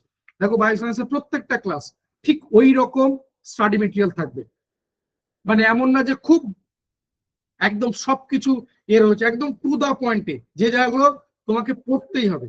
বাংলা ইংলিশ দেখো 2টো ভাষাতেই রয়েছে, যাতে করে পড়তে সুবিধা হয়। একই রকম দেখো ফিজিক্যাল সায়েন্সও তোমার কাছে বাংলাও যেমন যাবে, ইংলিশটাও তোমার কাছে যাবে। ঠিক আছে? তো এবং এগুলোর ক্ষেত্রে সব অ্যানোটেড ফাইল, মানে এই যে ধরো স্যার যে এতক্ষণ ধরে লেখালেন, পিডিএফ এর মধ্যে লিখলেন, বাইরে আলাদা একটা রাফ ওয়ার্ক করলেন, এই সব কিছু তোমাদের কাছে যাবে। ঠিক আছে? হয়তো এই ক্লাসে আমি পারবো না এত কিছু শেয়ার করতে, কারণ আমাদের এখানে একটা লিমিটেড রয়েছে। নতুন যে ব্যাচ হবে সেখানে লিমিট থাকবে না, সেখানে এরকম হোয়াটসঅ্যাপে কোনো কিছু শেয়ার করা হবে না। বুঝাতে পারলাম? তো সেই জন্য বলছি কালকে এখানে ক্লাস হবে নাকি, কি বলছো কালকে এখানে ক্লাস হবে নাকি? এসি একাডেমিতে, এসি একাডেমি মানে যেমন ক্লাস করছো যেরকম দেখছো সব এরকম। এসি একাডেমি মানে বুঝলাম না। আজকে কোশ্চেন গুলো ইংলিশে হয়েছিল, পিডিএফ হ্যাঁ পাওয়া যাবে। স্যার আজ তো দেখিয়েও দিলেন যে বাংলা ইংলিশ 2টো ভাষাতেই পিডিএফ থাকবে। আমি যখন শেয়ার করবো দেখো বাংলা ইংলিশ 2টো ভাষাতেই শেয়ার করা আছে। ঠিক আছে? 2টো ভাষাতেই শেয়ার করা থাকবে। তোমার যে ভাষাতে তুমি পড়তে স্বচ্ছন্দ সেই ভাষাতেই শেয়ার করা হবে, মানে সেই ভাষাতেই পড়তে পারবে। আমরা 2টো ভাষাতেই শেয়ার করে রাখবো। ক্লিয়ার তো? তাহলে অবশ্যই আগামীকাল লাইভ ক্লাসের জন্য প্রস্তুত থেকো, 1.5 ঘন্টা যাতে ক্লাস করতে পারো, মোবাইলের ডেটা বাঁচিয়ে রেখো। আর অবশ্যই বলবো গার্জেনের সাথে করে ক্লাসে বসো অন্তত 8টা 15 থেকে। তার আগে অবশ্যই ম্যাথ বা রিজনিং হবে। 8টা 15 থেকে গার্জেনকে নিয়ে বসো, যে তোমার বাবা বা মা যিনি রয়েছেন বা দুজনকেই, যে বলো 8টা 15 থেকে অবশ্যই আমাদের সাথে ক্লাস থেকো। ভর্তি সম্বন্ধে কিভাবে জানতে পারবে? তো বলে দিলাম বাবা, এতক্ষণ ধরে কি বলছি তাহলে, যে আগামীকাল লাইভ ক্লাসের মধ্যে নতুন ব্যাচ সম্পর্কে ডিটেলসে জানিয়ে দেবো লিখিত আকারে। এমন না যে শুধু মুখে বলবো, এই যে আজ যেমন মুখে বলছি, এমন না যে মুখে বলবো, লিখিত আকারে তোমাদের সামনে সবকিছু লেখা থাকবে, তুমি পড়তে পারবে। আমি যেমন তোমাদেরকে বলবো ঠিক তুমি নিজে পড়তে পারবে, সবকিছু বাংলাতে লেখা থাকবে। বুঝতে পারলাম? আগামীকাল আমি নিজে থাকবো, লিখিত আকারে সবকিছু তোমাদের সাথে শেয়ার করে দেবো। শুধু একটাই কথা, যে গ্রুপে কিন্তু কোনো কিছু পাবে না, গ্রুপে কিন্তু কোনো কিছু শেয়ার করা হবে না, লিমিটেড স্টুডেন্ট থাকবে ব্যাচের মধ্যে। এই কথাগুলো বারবার যেটা বলছি মাথায় রেখে দিও। গার্জেনকে সাথে করে অবশ্যই কালকের ক্লাস করতে বসো, অন্তত 8টা 15 থেকে অবশ্যই গার্জেনকে বলো যে তোমার সাথে যেন ক্লাসটা করেন। ঠিক আছে, চলো আমি এই পর্যন্ত রাখছি। আর যে পয়েন্টগুলো প্রথম দিনের ক্লাসে বাদ গেছিল, নতুন ব্যাচ শুরু হলে আমি ওগুলো তোমাদের সাথে আলাদা করে ডিসকাস করে দেবো, যেগুলো তোমাদের সাথে যেগুলো হয়নি আর সময়ের অভাবে হয়ে ওঠেনি বা কিছু, সেগুলো নতুন। মানে আমি আবারও বলছি, আমি মূল কাজ করবো এটা, যে তুমি থেমে গেছো, তোমাকে ধাক্কা দিতে হবে, একটু খোঁচা দিতে হবে, কি তোমার আগুন নিভে যাচ্ছে একটু বাতাস করে দেওয়া, একটু পেট্রোল ঢেলে দেওয়া, ঠিক এই কাজটাই মূলত আমি করবো। বারংবার বলছি যে তোমার এই 2 মাস তুমি আমাকে দিয়ে দেবে, নিজের কাছে রাখবে না, নিজের কাছে রাখবে। তোমার এই পুরো 2 মাস তুমি আমাকে দিয়ে দেবে, যেরকম যা বলছি। আর অন্তত 6 ঘন্টা মিনিমাম সময় দেবে, অন্তত 6 ঘন্টা, তার কমে কিন্তু পারবো না। অন্তত 6 ঘন্টা সময় দেবে, 2 মাস তুমি আমাকে দিয়ে দেবে। দেখো কি করতে পারি। আমি কোথাও একবারও বলছি না পড়লেই তুমি সরকারি কলেজে পড়ার মতো র্যাঙ্ক পেয়ে যাবে, আমি এই কথা বলছি না। আমি এই কথা কখনো বলবো না, আগামীকালও বলবো না। আমি কখনোই তোমাকে এই কথা বলবো না কোশ্চেন কমন দিয়ে দেবো, কারণ এত হাজার হাজার কোশ্চেনের মধ্যে কমন দেওয়া, এই কথা বলাটাই বোকামি। যারা বলে আইদার জেনে বুঝে ভুল বা মিথ্যে কথা বলছে, অথবা তারা পাগল। কারণ কোশ্চেন কম্পিটিটিভ এক্সামে কমন বলে হয় না। এবার কমন যদি পাওয়া যায় সে তো খুব ভালো কথা, যে স্যার আজকে ধরো 10টা কোশ্চেন করালেন, তার মধ্যে একটা কোশ্চেন কমন চলে এসেছে, তো খুব ভালো কথা। ওটাকে নিয়ে জাহির করার মতো কিচ্ছু নেই। কখনো বলা যায় না যে কম্পিটিটিভ এক্সামে কোশ্চেন কমন দেওয়া হবে, খুব বাজে কথাগুলো। নিজের মতো কনসেপ্ট ক্লিয়ার করো, তুমি অটোমেটিক করতে পারবে। বুঝতে পারলাম? তো অবশ্যই লাইভ ক্লাস অ্যাটেন্ড করো। আগামীকাল আমি নিজে থাকবো, প্রত্যেকে প্রস্তুত থেকো। ঠিক সন্ধ্যা 7টা থেকে 1.5 ঘন্টা ক্লাস হবে, 7টা থেকে 8টা, ঠিক 1.5 ঘন্টা, মাপা 1.5 ঘন্টা ক্লাস হবে। সবাই রেডি থেকো লাইভ ক্লাস করার জন্য। Thank you. আগামীকাল ঠিক সন্ধ্যা 7টা থেকে দেখা হবে, আমি নিজে থাকবো। আর একটু গ্রুপটা ওপেন করে দিচ্ছি, যদি একটা দুটো সেন্টেন্সে তোমাদের একটু ফিডব্যাক শেয়ার করো। আজ আমি সাথে সাথে গ্রুপটা বন্ধ করে দেবো। তোমরা আগামীকাল গ্রুপ খোলার পর যা করেছো গ্রুপটা, সে আর বলার মতো না। মানে যারা ডিজার্ভিং এর হয়েছে তারা বিরক্ত হয়ে গেছে কি হচ্ছে। আমি আজকে একদম সাথে সাথে 2 মিনিটের মধ্যে গ্রুপটা বন্ধ করে দেবো, 2 মিনিটের মধ্যে গ্রুপটা বন্ধ করে দেবো। গ্রুপটা ওপেন আছে, একটু যদি একটা দুটো সেন্টেন্স একটু তোমাদের ফিডব্যাক শেয়ার করো। আর লিঙ্ক তো শেয়ার করেছিলাম, আশা করি তোমরা ফিডব্যাক শেয়ার করেছো। গ্রুপটা দেখো ওপেন আছে, একটু যদি একটা দুটো সেন্টেন্সে তোমাদের ফিডব্যাক শেয়ার করবে। আজ আমি মনে করে একদম 2 মিনিটের মধ্যে গ্রুপটা বন্ধ করে দেবো। প্রত্যেকে প্রস্তুত থেকো। আগামীকাল 1.5 ঘন্টা ক্লাস করার জন্য মোবাইলে ডেটা বাঁচিয়ে রেখো, আমি নিজে থাকবো।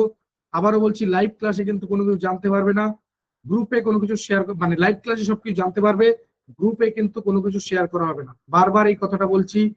অবশ্যই গার্জেনকে নিয়ে সন্ধ্যাবেলা ক্লাস করতে বসবো, অন্তত গার্জেনকে বলে রেখো 8টা 15 থেকে অন্তত আমার সঙ্গে থাকবে।